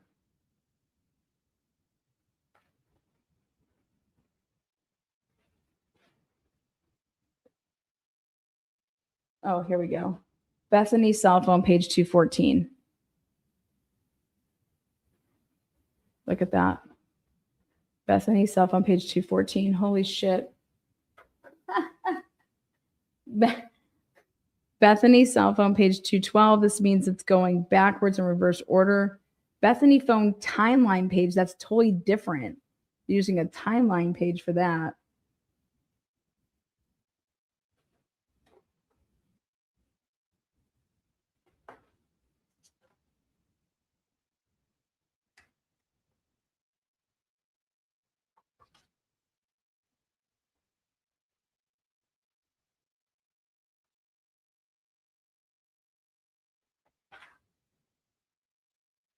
I think, oh, okay, here you go.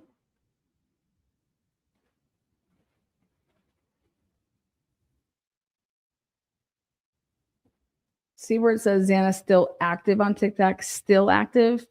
When did it begin though? See, it says Xana's cell, page 2965. So if you look over here, Xana's 2958, 2965. Wow. Take a look at this. Xana's cell phone between 2:52 and 4:12, the amount of activity is 7 pages worth. That's fucking crazy.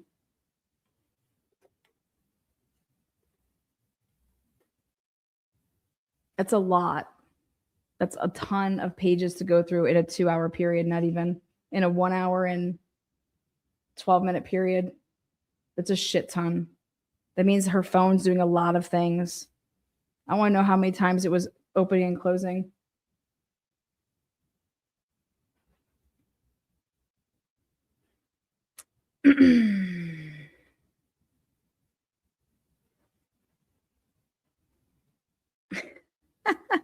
Now,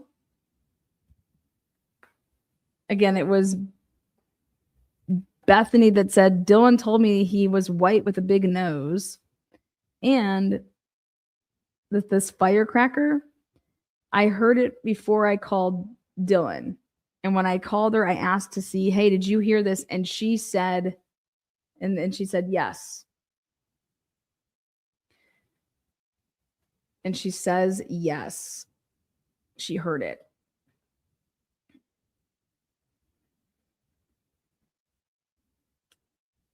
Unbelievable. Remember when she tells Noonans that she didn't hear it? According to Bethany, Bethany's like, I asked her. And she said, yeah, she heard the firecracker.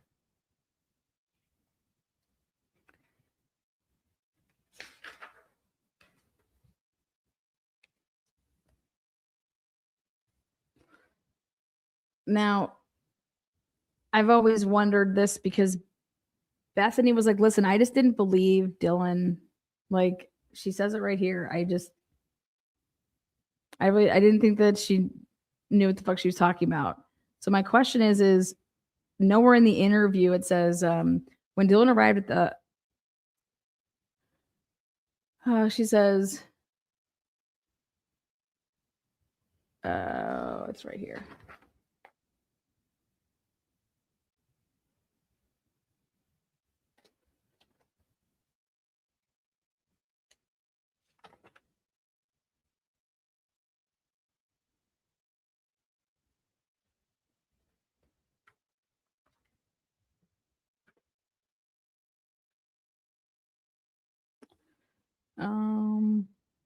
Bethany told me when she went to bed, she remembers most of the lights being left on inside the house. Bethany stated that the door was partially open, but stated that the door wouldn't be. It would normally be closed. Bethany said Xana was wearing underwear and a sweatshirt. How did she know that when she said that she denied ever going upstairs and seeing anybody? I mean, it's just wild shit. Bethany's saying that she had to give the phone to her friend, either Jenna or Josie, because it's redacted. And I asked Bethany if she has ever seen Xana on the floor like she did that morning. Bethany told me she has never seen this, but has heard Xana would pass out on the floor in the past when she is highly intoxicated.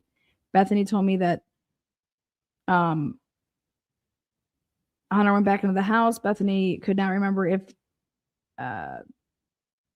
Josie and Emily went back into the house, but Bethany told me that she believed Hunter grabbed a knife from the kitchen when he went back into the house. That's not what Dylan says. And she said Bethany stated that when the police arrived, as she was still on the phone and she disconnected with dispatch. And I'm over here like, wait, what? Bethany stated the police arrived as she was still on the phone and she then disconnected with dispatch. This is absolutely insane. Bethany was not the person on the phone.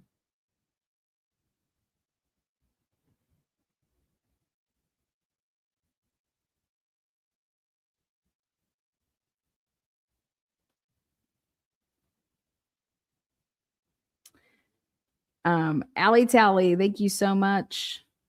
Allie Tally's been turning everybody green tonight.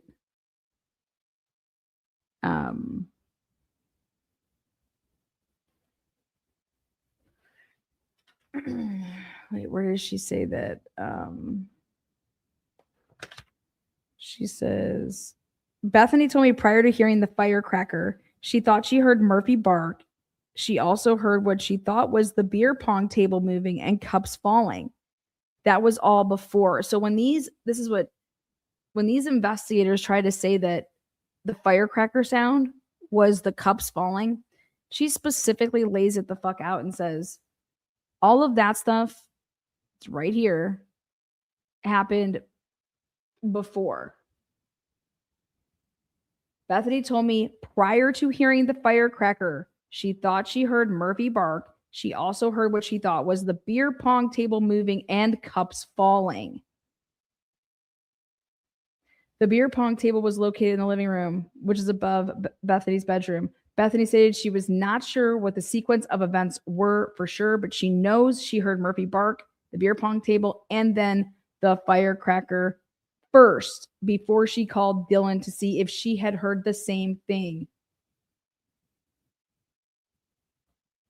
And when she did that, she says, once Bethany and Dylan were in Bethany's room together, they continued to talk about what they heard and saw. Bethany told me Dylan said that the male in black was walking out of the back door and that they had made eye contact with each other. Bethany said Dylan said that the male was white with a big nose and that he was possibly holding a small vacuum type object. Bethany and Dylan did not call 911 at the time because Bethany thought Dylan was imagining what she was talking about. Bethany stated both her and Dylan were both still drunk and they were very groggy. During the call, Bethany asked Dylan if she heard a firecracker, and Dylan said she did. When she talks to Noonans, this is people not getting their story straight in time to talk to authorities or thinking that they do have it because Dylan's like, looks over at Bethany. I don't know. She heard the firecracker. I didn't hear it. I didn't hear the firecracker. Well, Bethany's like, that's why I called her. I called to ask her that. Remember, I told you guys this all starts with Bethany. Bethany is alerting to everything. And Dylan's like, yeah, I heard it.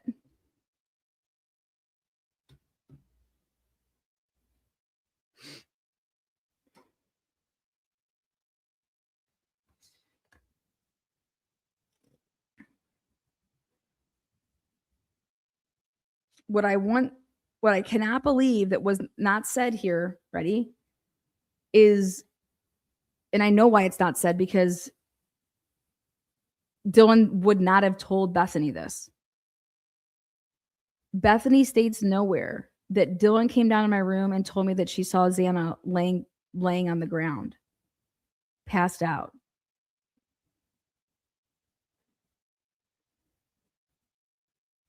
Bethany doesn't repeat that.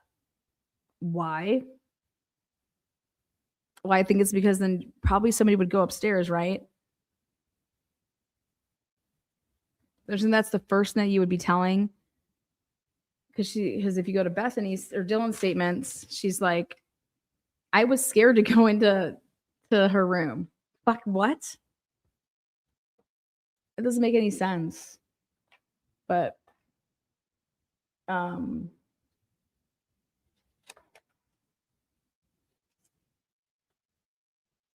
here.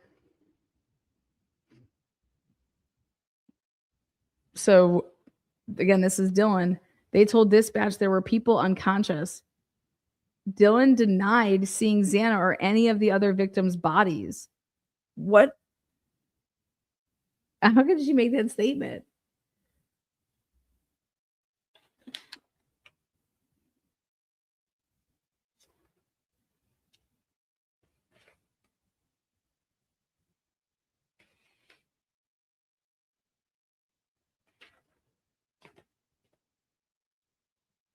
When the two of them had got home, her and Lakeland, 1:15 to 1:30, I was like, yeah, no, it's not that. You're wrong. It's this.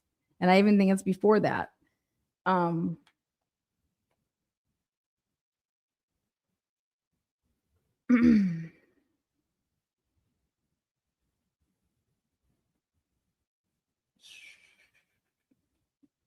Listen to this.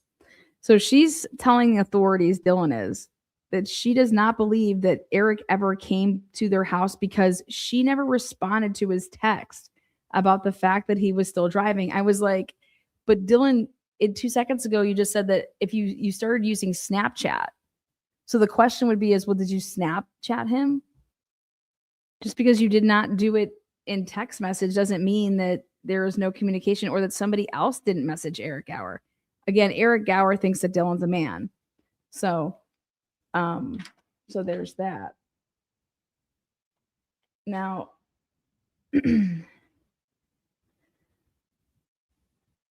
Dylan did not believe that Xana and Ethan were home because their bedroom door was open and she did not see them. And she discussed whether she may have been mistaken about this fact. And then she said she was certain she saw their door was open and they were not home.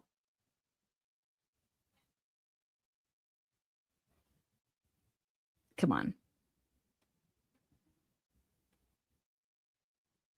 You guys, the math ain't mathin'.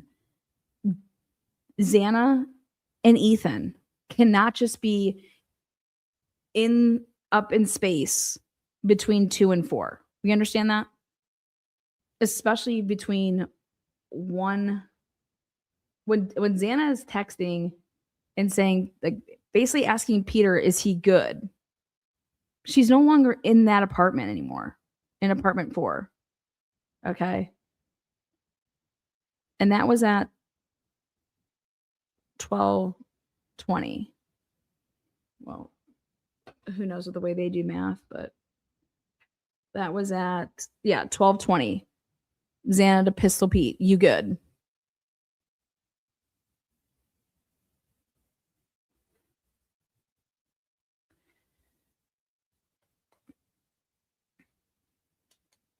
Xana's ordering food at 2:15. or somebody's using her phone.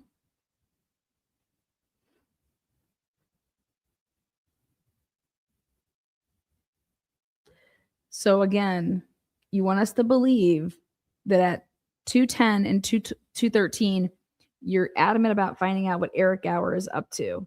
Okay. And then poof, you just go to sleep. She then went to bed.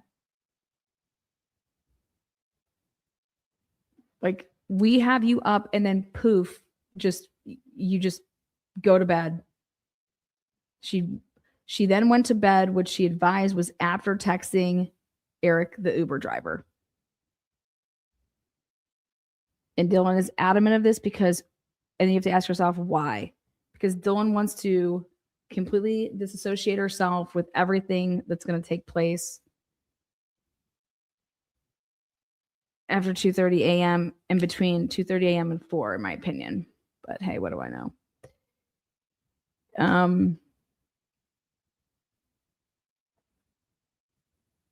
Then she said,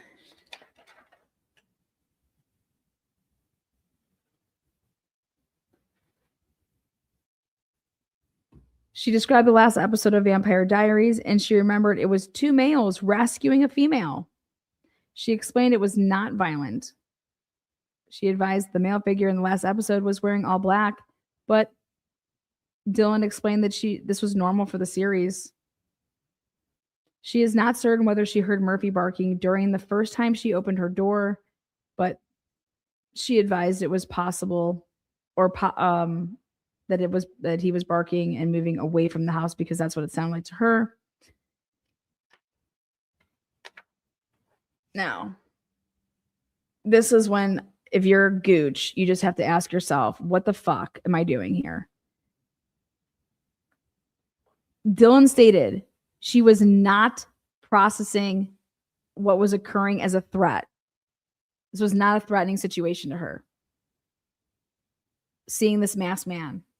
And then literally right here, Dylan advised when she left her bedroom, she looked down the hall to Xana's room and could see Xana laying on her back in her underwear. But she thought at the time Xana was passed out. Well,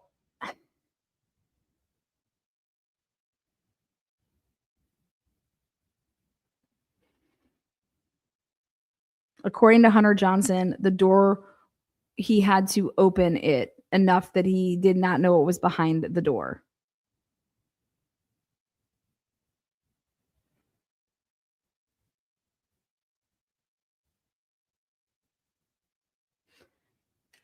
So here she's saying she's perceiving no threat, right? And then here she says she advised she was too scared to go into Xana's room. And she knew that Bethany was awake, so that's why she just went to Bethany's room.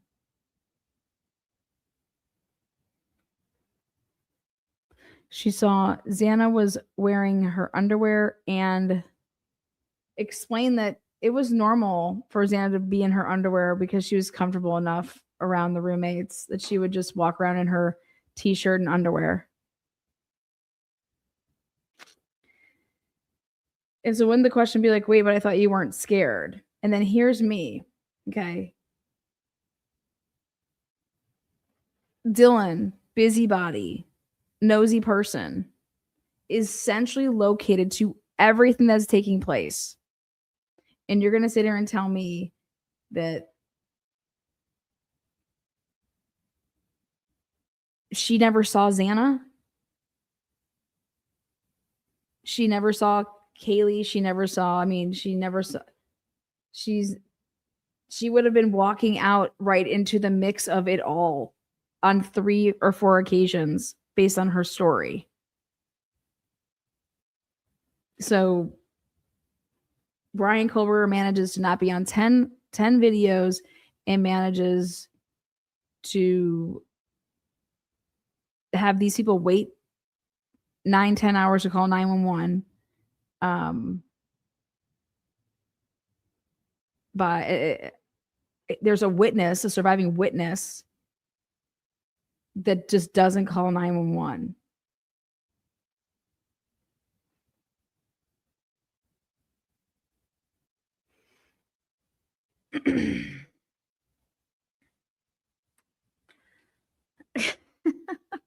It's just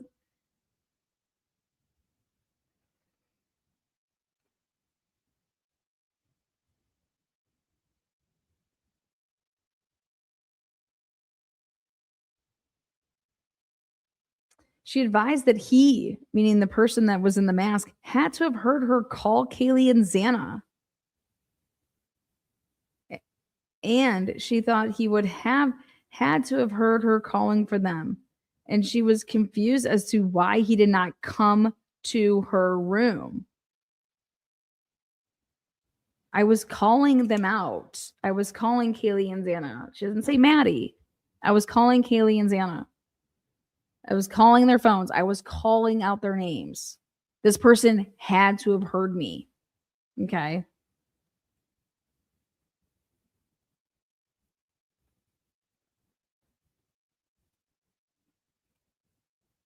She knows that there was a cleanup. So how convenient that the person is just walking out with a vacuum. How does she know that at that point?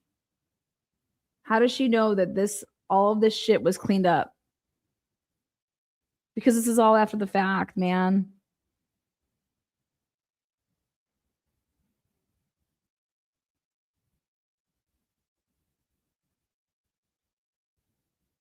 Why is Dylan writing in journals? I will have friends over and over. I will have friends. I will be popular. I will be liked. The fuck? I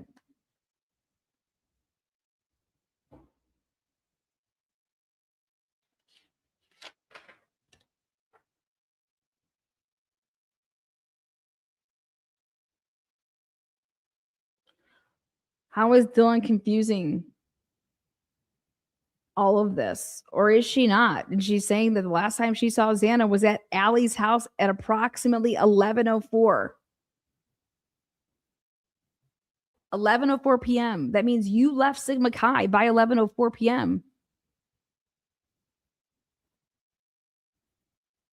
That means Dylan, you got there at 9:31 or after, and you left by 11 p.m. And you're basically saying that Xana did the same thing. But when and she did this by checking her cell phone. What? Xana had been holding a White Claw.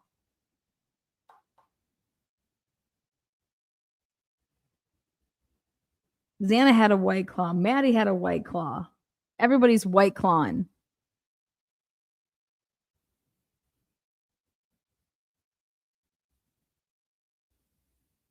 Again, this means Dylan left Sigma Chi by 11 p.m. to be over there by this time. But it also means that Ethan's saying yes to Hunter Johnson to come and that he's still at Sigma Chi, and which could be potentially correct, because if it does seem like Dylan or Ethan and Xana aren't together,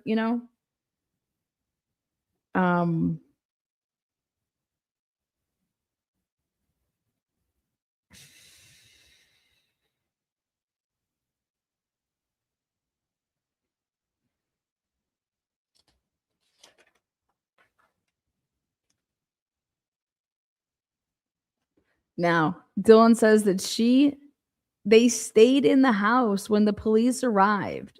What the fuck is she talking about? And the police, were pulling the tape up when they realized that there had been a crime.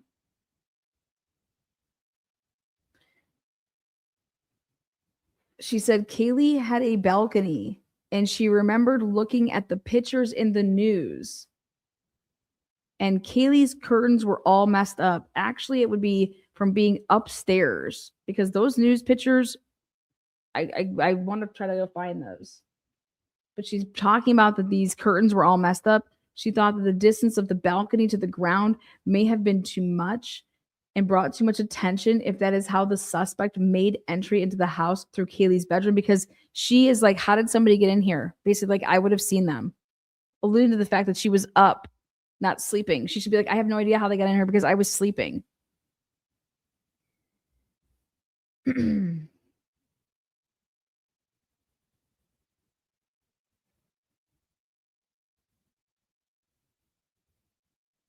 When she went upstairs to go get Murphy, remember, um, she said that Kaylee's lights were on and no one was in Kaylee's bedroom. Murphy came back into the house after going outside. Again, Dylan has no mention, just like how Bethany was like, oh, Murphy was missing according to Maddie. Well, why isn't Maddie asking Dylan anything? Why doesn't Maddie call Dylan? She calls Xana and she calls Bethany at 2:52, 2:53. Why doesn't she call Dylan?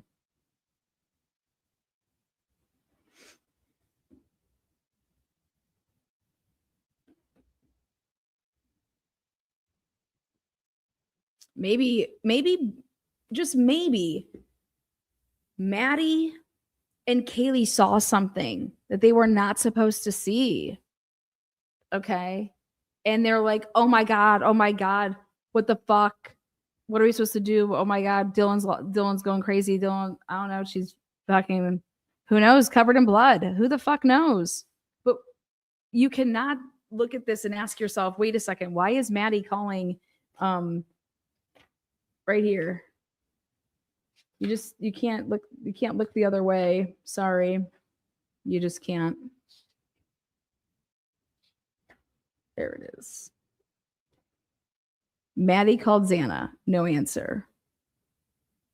Maddie calls Bethany, not answered. 2:53, 2:52. But never calls Dylan. Why?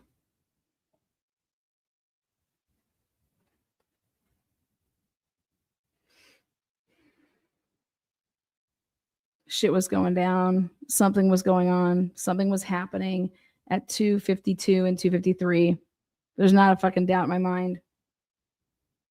And people can say, oh, those girls would have called the cops. Go watch those noise complaints. No, they weren't. They wouldn't know what to do. You would be so, I don't know.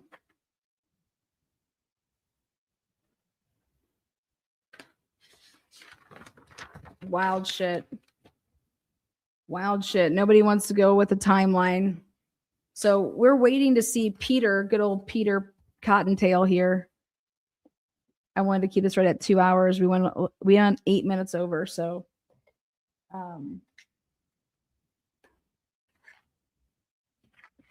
remember that Kaylee and Maddie's phones would never be used again after 2:53.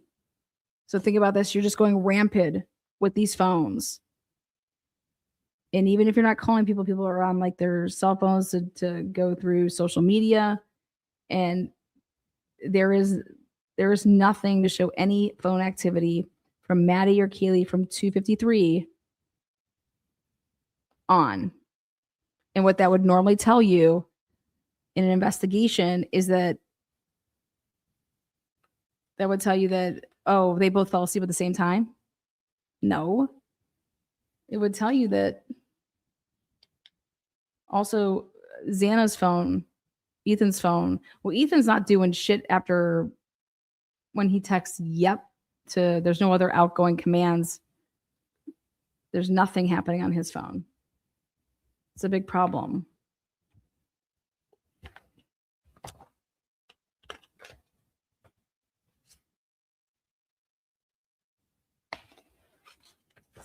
So this is, I want to show you guys. We are going for the Ridge Road camera from 10 p.m. until 6 a.m. We're going for supplemental 58, supplemental 61.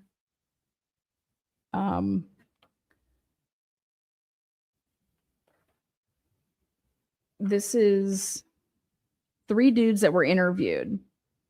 And one of the dudes had a white vehicle.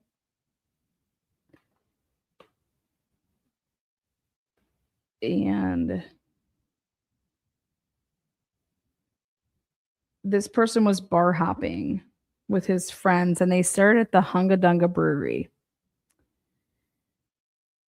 You know, and then went all over, but whatever. But this dude had a white vehicle, and he said that he drove home around 2:30 or 2:45. And I'm just curious to hear more of this conversation because we have another guy that called in and said that he was driving to the airport and that he had a white car, the one that they were looking for, and that was like I don't know, for something. The first one that we're going for though is supplemental 58 is the girl that they try to assign the SUV to at 424. The female with the SUV. We're gonna get that interview because that is absolutely fucking ridiculous.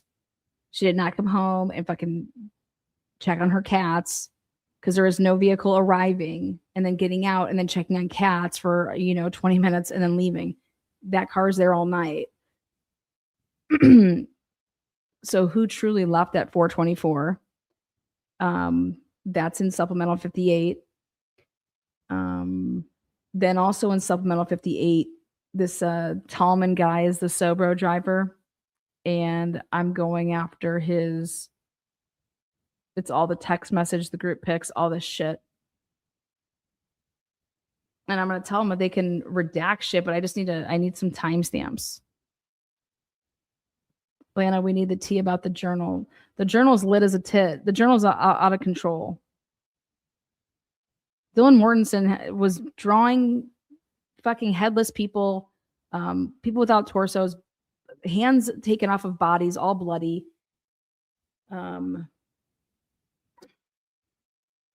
She was writing very weird things. She was drawing very weird things. And there's a sorority letter where she was getting booted out of the sorority. So they wanted her gone from that sorority.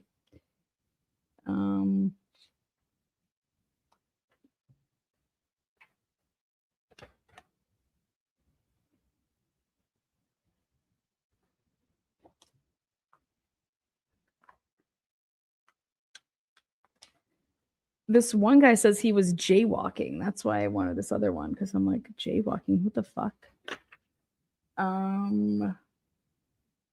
Okay, here. Then this is who I believe is supplemental fucking 64. This is an interview with a female on December 1st, 2022. This female was hanging out with Ethan and Xana and then went to the hotel where Dylan and Bethany were at on Sunday night. So this is the other FOIA that I did today. Let me make this smaller. But this is really important, this one right here. This person says that they went to blank and blank for the barbecue around 1. Went to the Vandal game around 3 or 4. Stayed at the game till about halftime. Went back to blank and was there till around 8:30. Went to blank with blank blank and blank blank, so she could change to go to blank's 21st birthday party. I want to know who had this 21st birthday party. A couple people have already went to it. Left around 11:30 p.m. with blank and went to the blank house. While at the blank house, blank and blank hung out with blank, Xana, and Ethan in blank's apartment.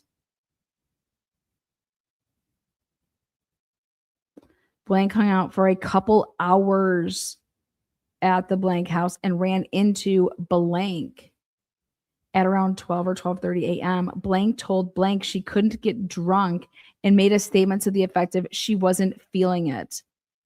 And this is who I believe is either Bethany or Dylan, right? Right. It's got to be one of them, right? Then there's more, which is that she wasn't feeling it. Well, blank stated at one point that she told her she wanted to go to the blank and blank, but she was not ready to leave. Looks like Dylan left the blank house and went to the blank lodge and hung out for a while, or whoever this is. Blank and blank left and around 1:15 or 1:30 a.m. and went to the blank house. Blank did not go with blank to the blank house. At blank house was blank, blank, blank, blank, blank. Blank said blank only stayed for approximately 10 minutes and then walked home. And that seems like it's going to be Bethany. I mean, it could be potentially Dylan. And if it is Dylan, this is what blows up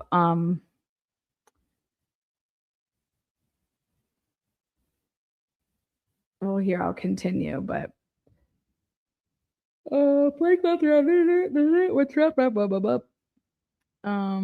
Right here. At around 7 or 7:30 p.m., this person went to the hotel where Dylan and Bethany were staying. This person left the hotel around 9:30 p.m. with all these people. This person told detectives that while she was at the hotel, again, I don't know if we're going with first names or last names or what, but this person told them that she saw someone in the house wearing a ski mask and had made eye contact with them, but didn't know what was going on because she was out of it. This struck this person as odd because she remembered blank saying she wasn't getting drunk that night.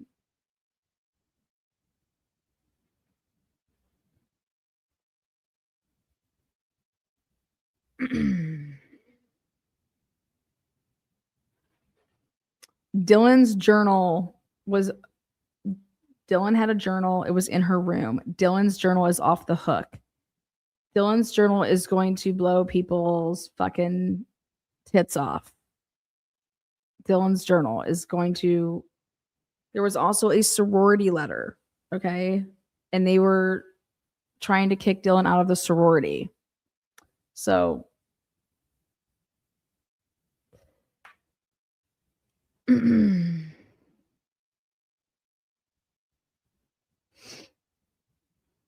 I will have friends over and over and over. I will be liked. I will be popular. I will blah blah blah blah blah blah. It's pretty wild. Then she has a Pinterest account, her old Pinterest account. It had all these knives saved. Again, I have no idea why officers would accept any of this shit. Okay. And this time of crime and all of this bullshit.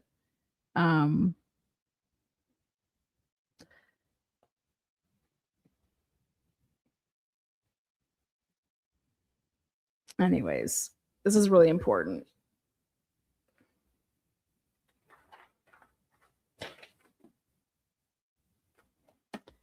Okay. Thank you guys so much for the support. Thank you for listening on tonight's Sunday Night Big Live. We'll be back tomorrow. Again, CrimeCon is at the end of the month. I think there are fireworks coming before then. I believe that the investigation is over and they know who the leak is. I'm curious when they're going to announce this big leak. So I would be expecting something very soon because according to multiple sources, the leak has been identified. So bring it, like fucking A. And then what can happen because of it? Thank you again, Allie Tally. Thank you so much. You're always turning people green, and it's fucking awesome. Patriotic Revolution, turning people green tonight. This StreamYard back here sucks because it doesn't notify me to anything anymore. I did not hear about a journal. Oh, well, wait for it because you're going to be hearing a lot about this journal. This journal was taken on the 19th. Remember when they had to go get that search warrant to go back into Dylan's room? Yeah. When they went to go get stuff in Dylan's room, it wasn't just those pictures of bushy eyebrows. Okay. There was a lot of things in Dylan's room. Also, they should have taken so many pictures of the fact that bed, nobody was sleeping in that bed that night. There was shit all over that bed. The fuck out of here. Also, I want to know where Dylan's charger is. You know, her phone was about to die. She had to take her charger downstairs with her. Where'd she plug in her phone at when she was in Bethany's room? Come on, let's go. And then Peter is going to make or break this case, in my opinion. Peter's interview. Where is Peter? Peter. Rumor has it is that Peter went back with Ethan to the house, or was supposed to, and then didn't. Let's see what Peter has to say. So, again, thank you so much. You guys rock. Appreciate you guys. Thank you, moderators. Good night. Get some sleep. If you're listening while in bed, lucky you. So,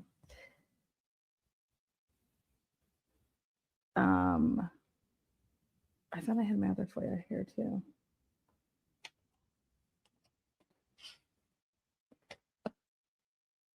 The other one was for the guy that got the ride home by a cop. So we'll see who that is. The journal, Dylan's diary. That's what I was asking earlier in the chat. If you had heard anything about Peter's interview or anything, it's coming. We have it in. So Peter's interview is coming. These guys from Sigma Chi are all acting like nobody talked to Ethan that night, that they saw him at that formal, and that then they really didn't even talk to him at the Sigma Chi house. So, but I just showed you guys that those logs that they're putting for the Explorer are fucking crazy. They're not accurate. So whatever. Thank you guys. See you on the next one. Peace out.